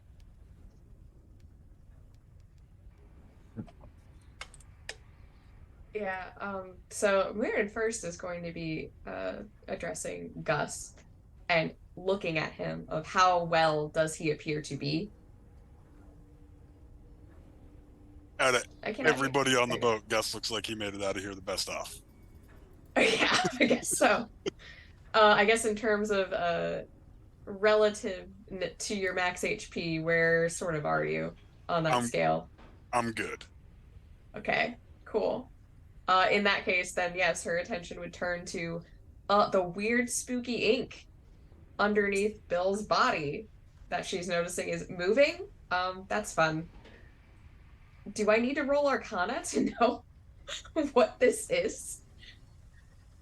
It's definitely out of your field of expertise without it.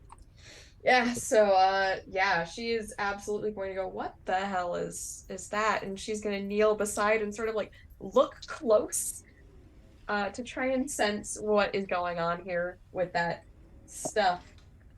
There we go. That is a 15.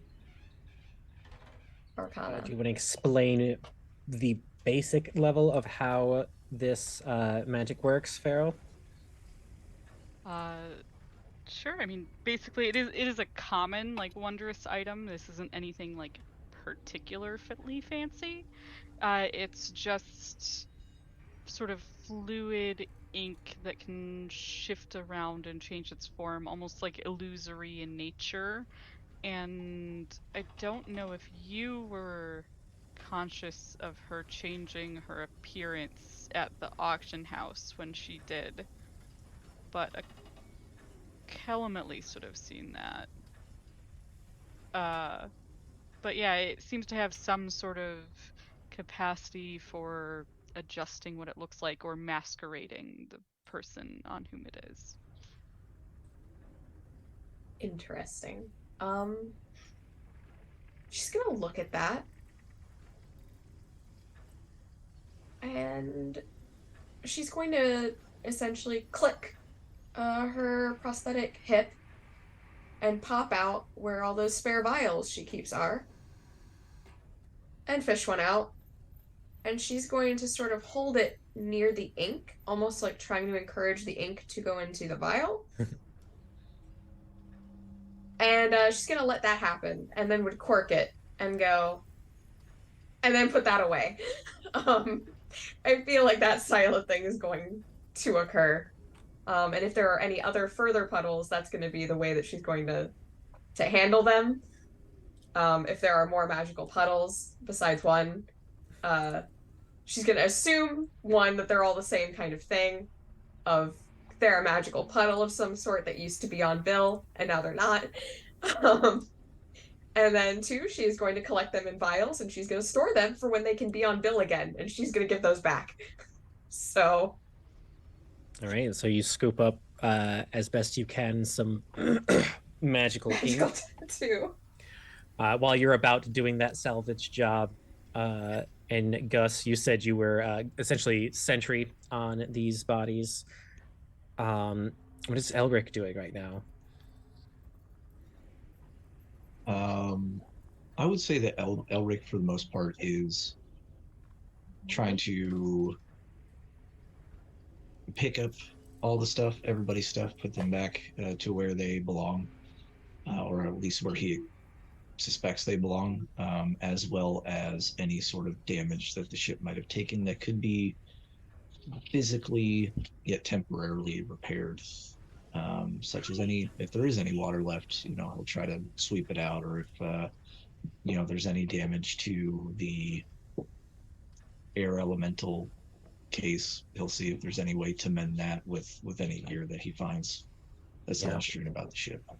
Okay, so you do notice that the air elemental, although rattled, is undamaged. The casing itself had a crack in the glass, but you can easily seal that up. It's very superficial.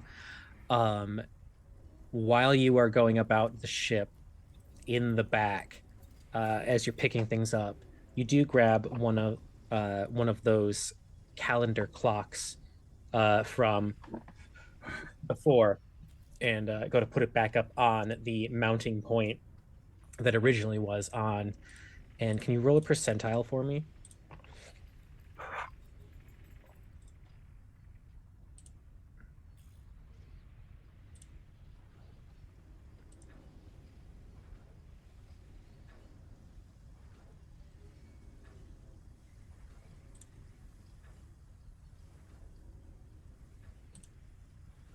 All right, that's a 1. Neat. All right. So also give me an insight check. A 1 on a percentile? Yeah, that's pretty wild. 2 zeros and Wow. a 1. I've never. Incredible. Wow. I have rolled that before. I have rolled it once. Last campaign was the first and only time I've ever rolled 100. So Minor. Carmen's got a Yeah, balance. we've come full circle. Minor divergence from the subject. My first D&D character ever was a fighter with 18 100 strength back in 2E. Rolled the 100 on my strength roll. Yeah. Nice. Spoiled. Plus 6 damage every time you swing a sword. It's great. And so that insight? Insight is 20. 20. Okay, so the first thing you notice as you're hanging it up is that from the last time you watched it tick, the air elemental, the fire elemental had been moved at some point during the last few days. Not exactly been paying attention to when, but it is not in the same position. And as you are thinking that through, you watch as 3 more kind of just flip to opposite sides. One flips back, the other flips over.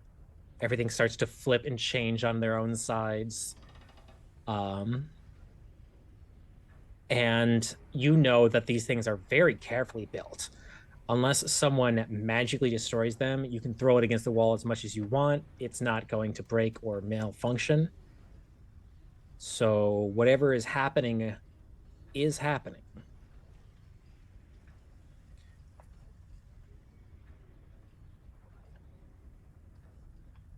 You're muted right now.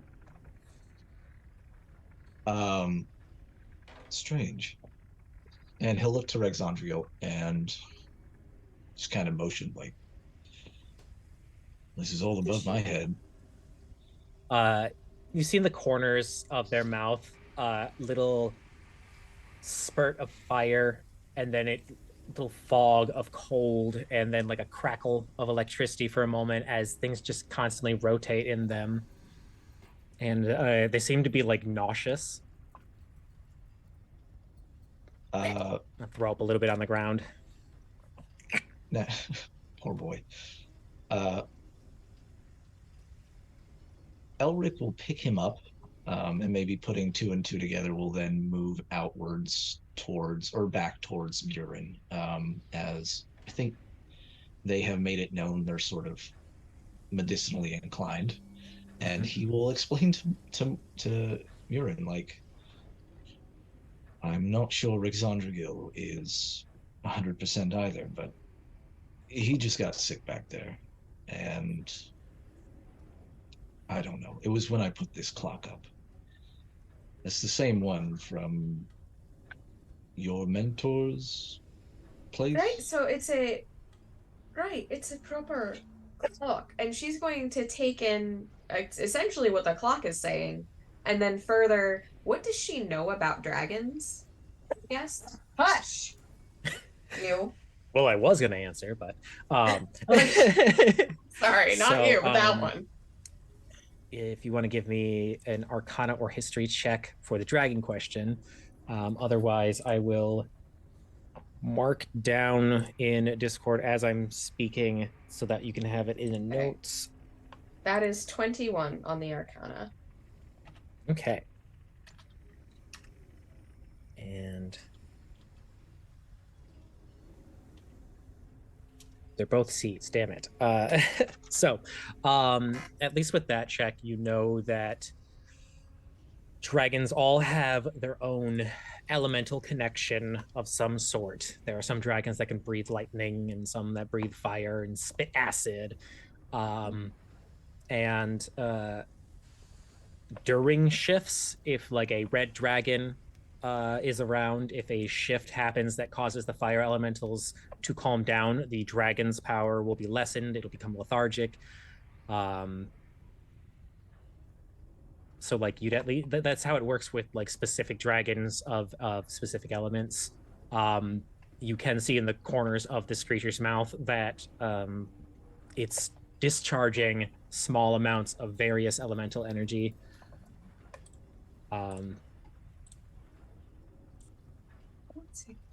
Clear. And of course she's gonna like be petting the dragon in almost a soothing motion, the way that she knows that is soothing for like similar species she's been in contact with, like aquatic salamander type creatures or other such things. As she examines this, and of course she sees fire, she sees cold, and she sees electricity, right? Mm-hmm.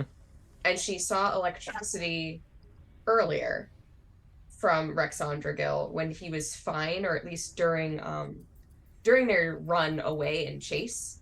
I believe she saw lightning from Rexandrigil at that point. But I'm not sure if the shift was happening when that was happening. I feel like that was right before the shift. Yes. Okay. And what does the clock say? The clock is kind of jiggling back and forth. The air elemental is going back and forth, as well as the fire, water, earth.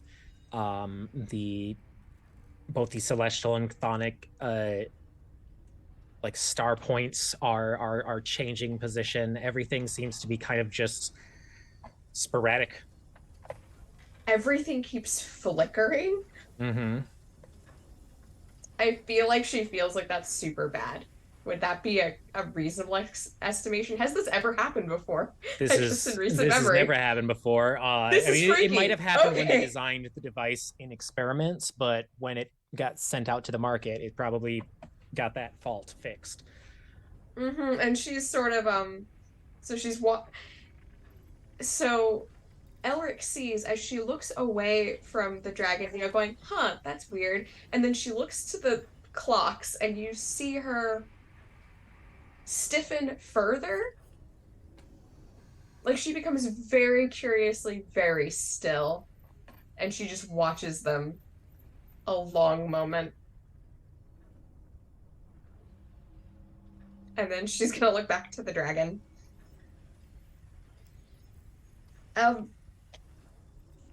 So dragons are creatures with elemental connections, right?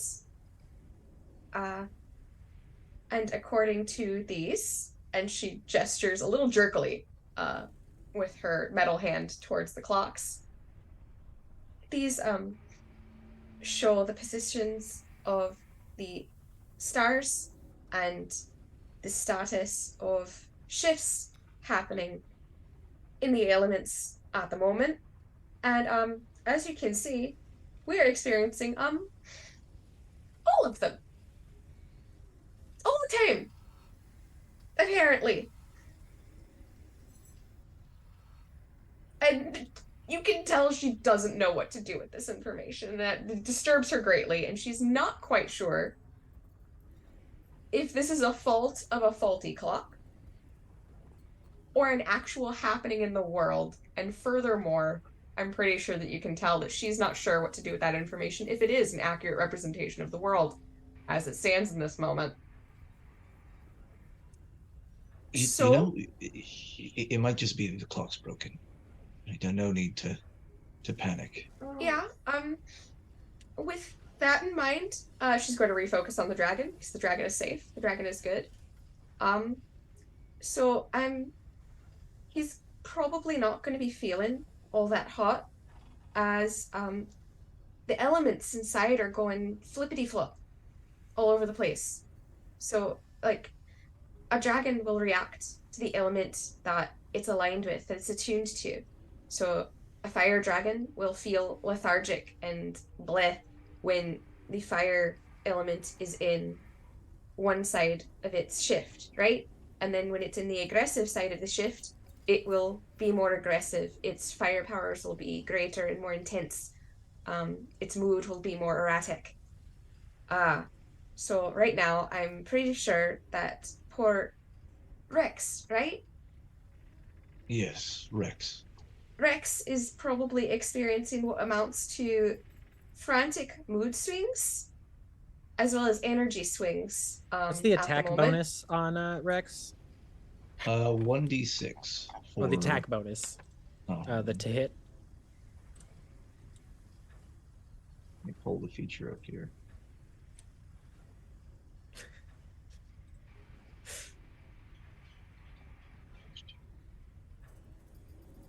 Oh, it doesn't matter. I rolled a nat 1, so it attempts to bite at Moiden's arm, but they go for the prosthetic one and kind of just wrap their teeth around the ceramic and metal. Attack bonus feature reference is just proficiency, so currently it's +3. But nailed it. Exactly, a nice little 4 as it like gnaws on my hand like a little kitten. I'm like, oh, you poor dear. I'm so sorry about that. Honestly, that's quite fine, considering what he's probably experiencing. That's probably really distressing. Not the only one. I wish I had that calm emotions. I sure do not. But I guess the best I can offer is keep him somewhere safe, or where he feels would be safe and secure. And probably don't get too close for a little while until whatever's going on settles down. Elric nods in approval. Thank you so much. I know this has been hard, but we'll all get through there. I'm not sure what's going on, and I get this horrible, horrible feeling. Just awful feeling that something bigger is going on. Like this. And she gestures to the clocks. That's not supposed to happen. Not even if they're broken.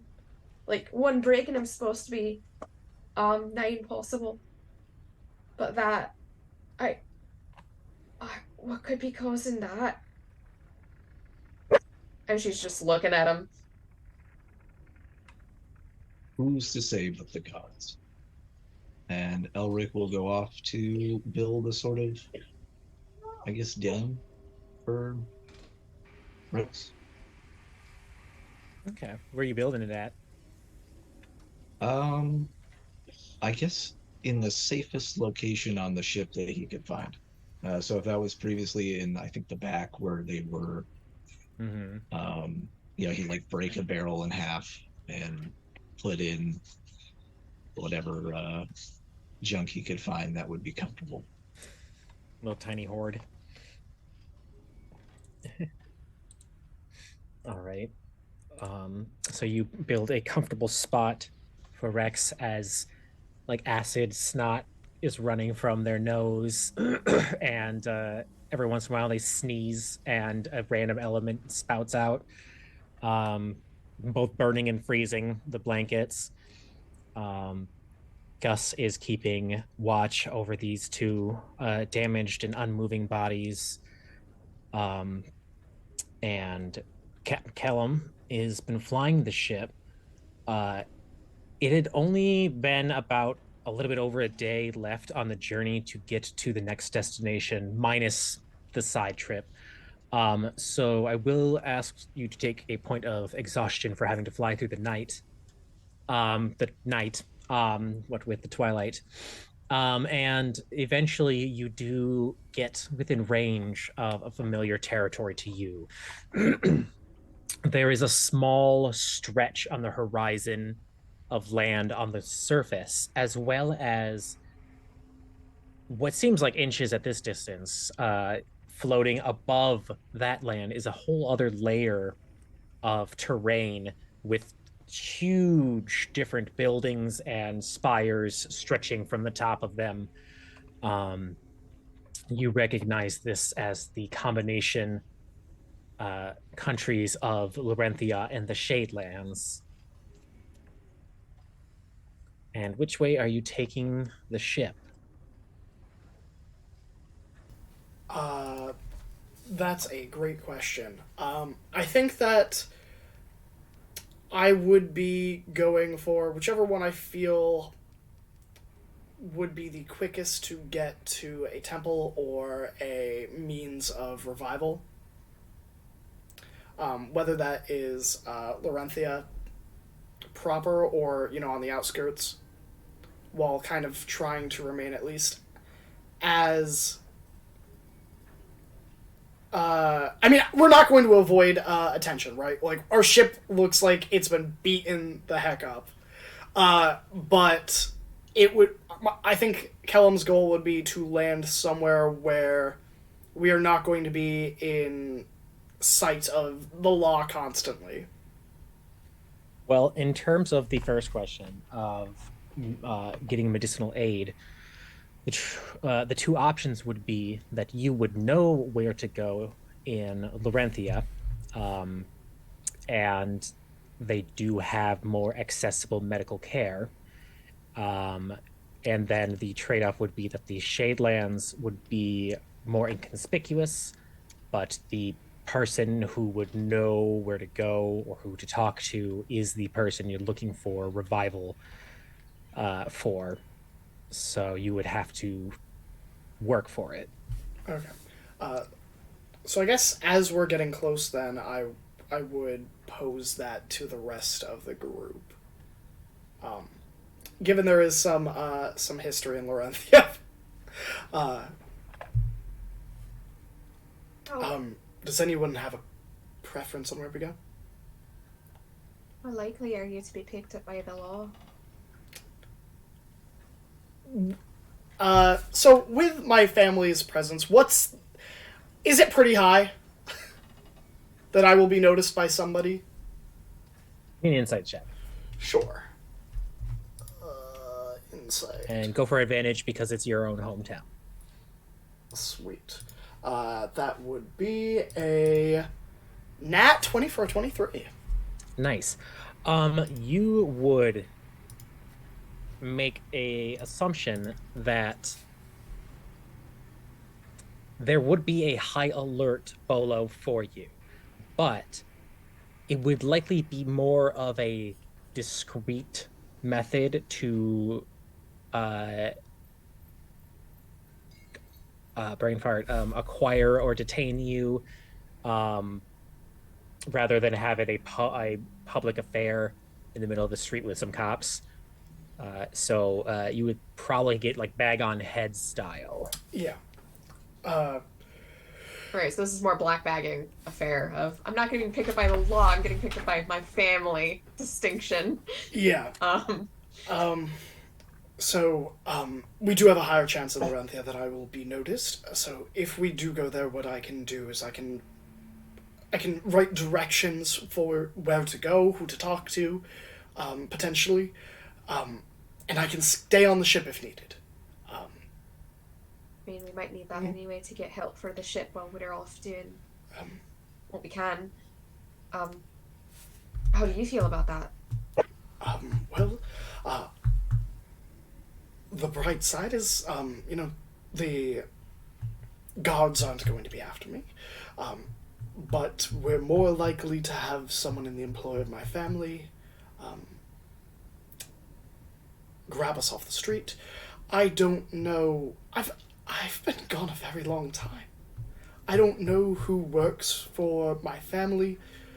I don't know who to look out for. But it'll be quicker in Larenthia to get the services we need. Okay. And Waren is going to look to Gus and Elric.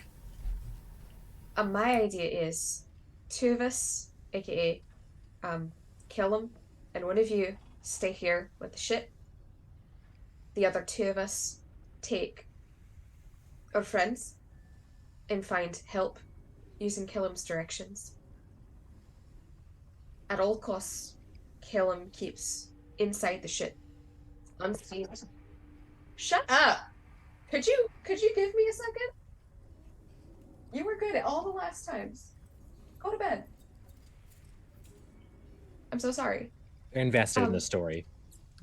Clearly, Kobe is very invested in this story, everyone. Kobe being my dog, who is behind me in his crate. And I'm disrupting his rest, but fair enough. So Killam gives us the directions, we follow them. Killam stays out of sight, and if anybody has to approach you at the docks or wherever we're going to be, whoever is staying with Killam is the face here. And you keep people out of the ship. How does that sound?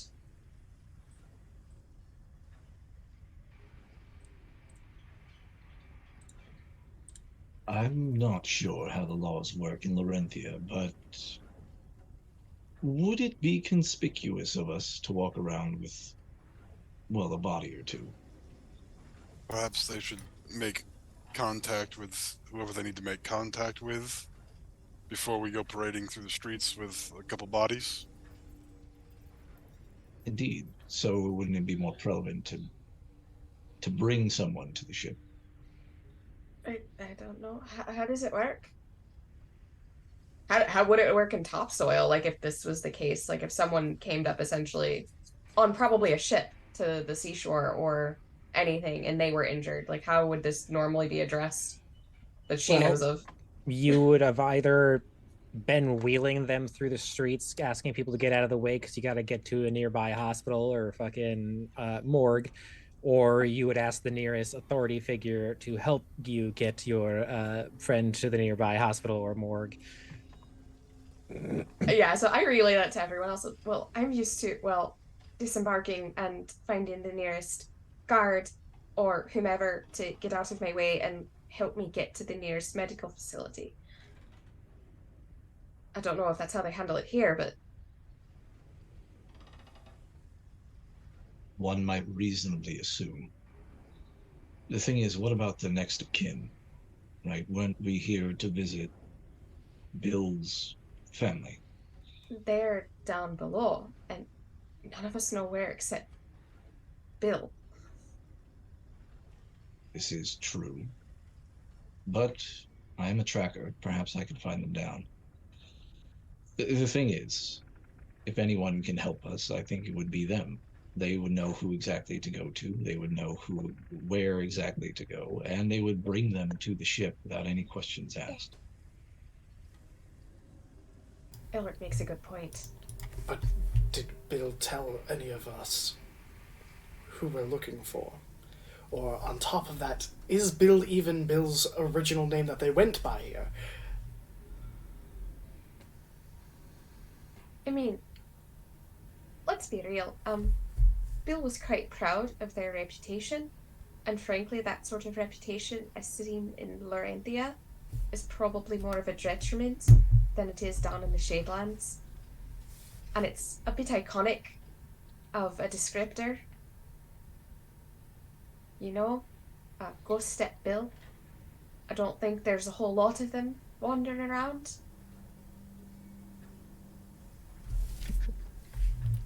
Does Bill wear anything that's like iconic to Bill's person? Yeah. Like, was there Like something the that Bill was? everything? Gestures. Yeah, the everything. Yeah. Exactly. Gestures to the But everything. one thing more of all. Yeah, like She wears an eye patch. She's got a lot of like gold jewelry on. She's got this like turquoise and gold like brocaded sort of vest. This like citrine stone necklace. You could take any of her like many items of jewelry. Yeah. I feel like if we were wanting to keep a low profile, Elric's right. The Shadelands might be the better idea, especially given who exactly we have to tend to. One moment. I think I can have a way to get us the information we need. I'd like to cast Sending Okay. to Parksy. All right. Parksy, we were attacked by a dragon. Bill is dead. Where is their friends or family in the Shadelands? Shadelands is hyphenated, right? It lands as one word. Okay, so I've got 2 words left. Reply, please. Where is my NPC notes?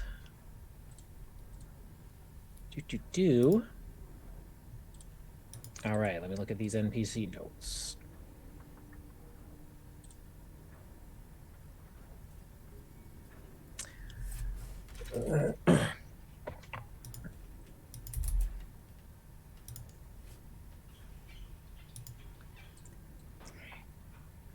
Land by Thoktung. Go down 3 streets and 4 left.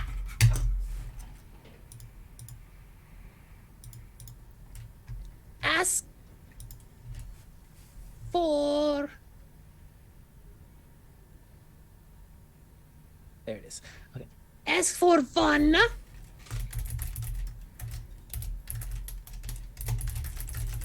And tell them they can use some of my savings jar.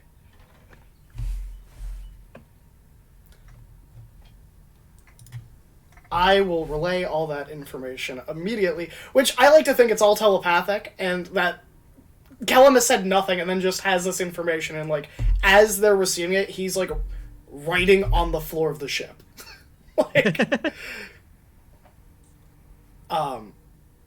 okay, so we need to go to Forktown, go 3 streets down, or 3 steps down, right? Oh, 3 streets down, 4 streets left. I'm glad someone paid attention, because I was too busy listening. So I will relay that as I'm hearing it. For a non-Parksy translation, it was go to Forked Tongue, go 3 streets down, take 4 lefts, ask for Vanna, tell them they can use my savings jar, or some of my savings jar. Yeah, so I will relay all of that to the rest of the group. I'm really happy that I actually did hear Parksy's like entire thing as Parksy was saying it accurately. I'm proud of myself. Yeah.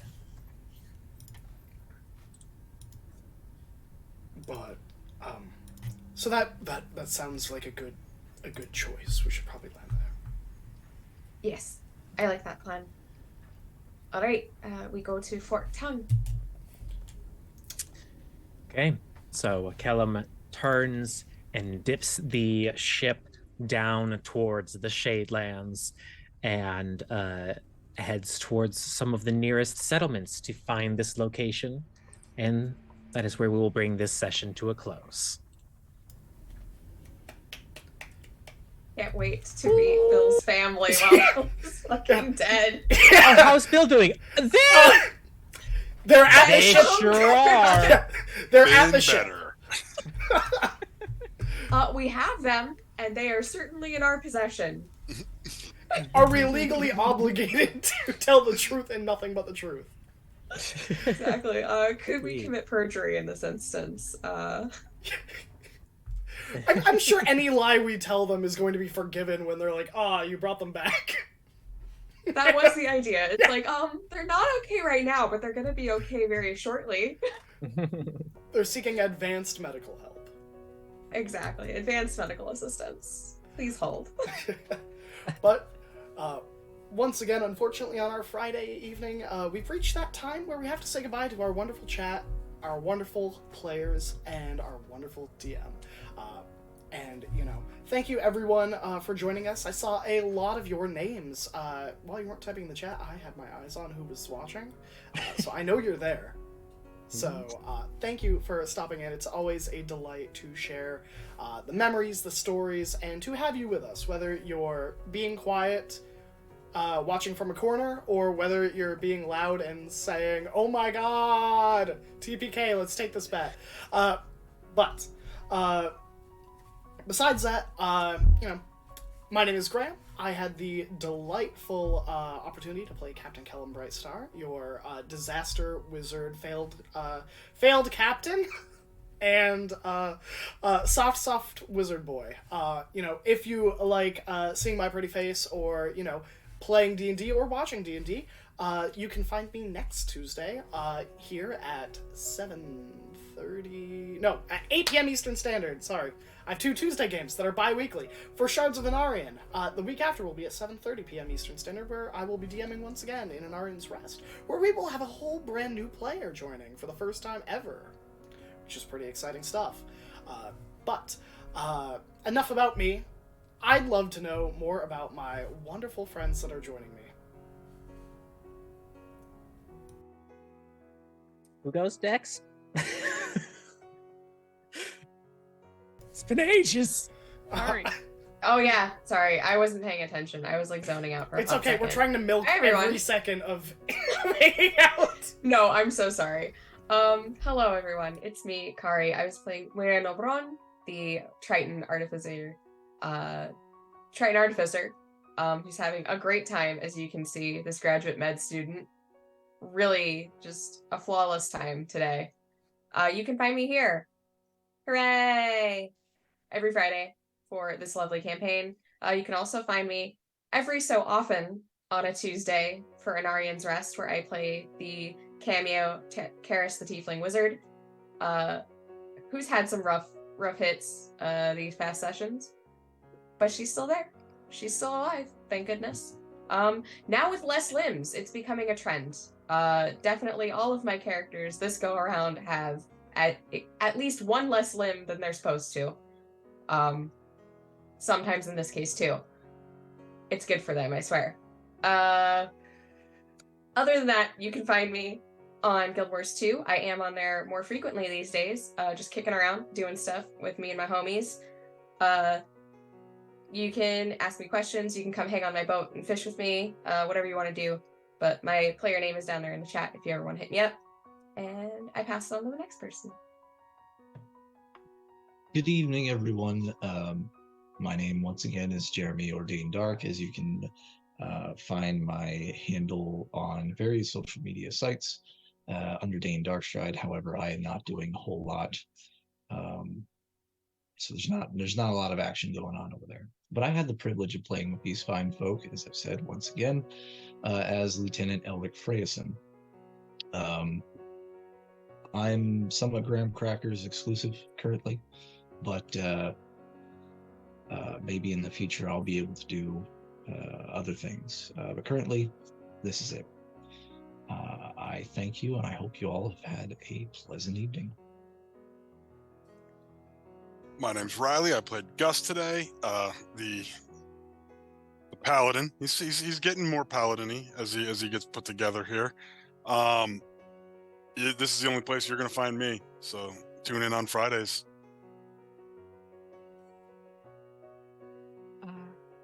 Hello, I am Pharaoh. I briefly played Bilani Elemakir today. You can catch me here next Tuesday for Shards Venarian, where I play an angry cat lady named Sindra Stonermain.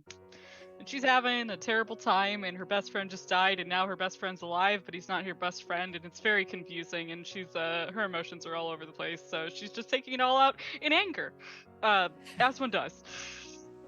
So come catch me be an angry Leonin. Otherwise, maybe you'll see me here next week. I don't know. We'll play it by ear. Yes, death is a wild thing in Dungeons and Dragons, and it never seems to always be a direct end. So, my name is Media Flare. I am a voice actor and streamer. I have been pretty absent lately, but don't worry, I am on the way out of recovery, so we'll be seeing each other more often. Look forward to a Sunday stream in the future. That one is coming soon. Other than that, yeah, death is heavy, everyone, especially for those who might be new to D&D. Losing a character is hard at level 1 or 20. Remember to always celebrate the adventures you got to have with your character. Remember that you've got up to 10 days to solve the problem if you preserve the body well enough. And necromancy is not evil. Thank you for watching.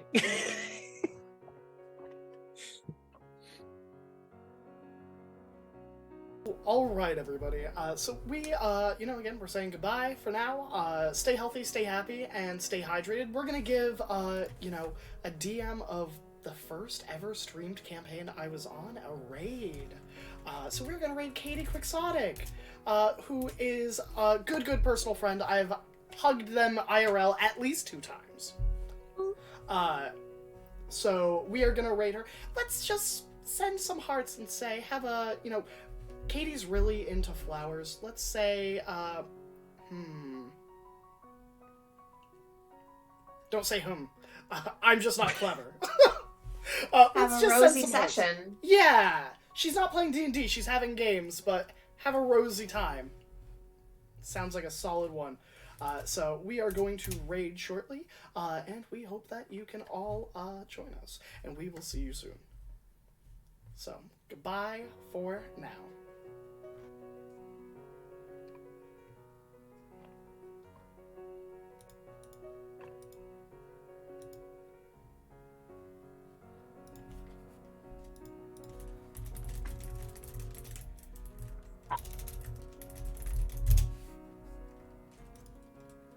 And we are out.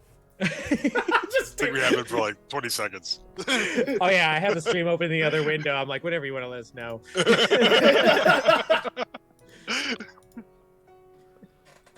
Welcome in. Potatoes are flowers. How was your stream? What were you up to today? I think potatoes actually have some is pretty Lumia asleep? attractive flowers as their Hi, upper Shadow. plant. Hi, Media Flare. Ooh, fun name. Oh god. One moment. Let me Potato look. flower But is it's so actually bad over better. here. Delivery people aren't doing their job. Oh no. Oh no.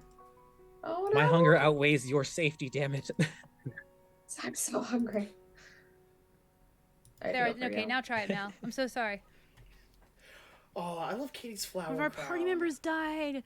We all made death saving throws. Oh no. Everybody just stood still, so still for a second there. I wasn't sure if it froze. Yeah. Okay, there we go.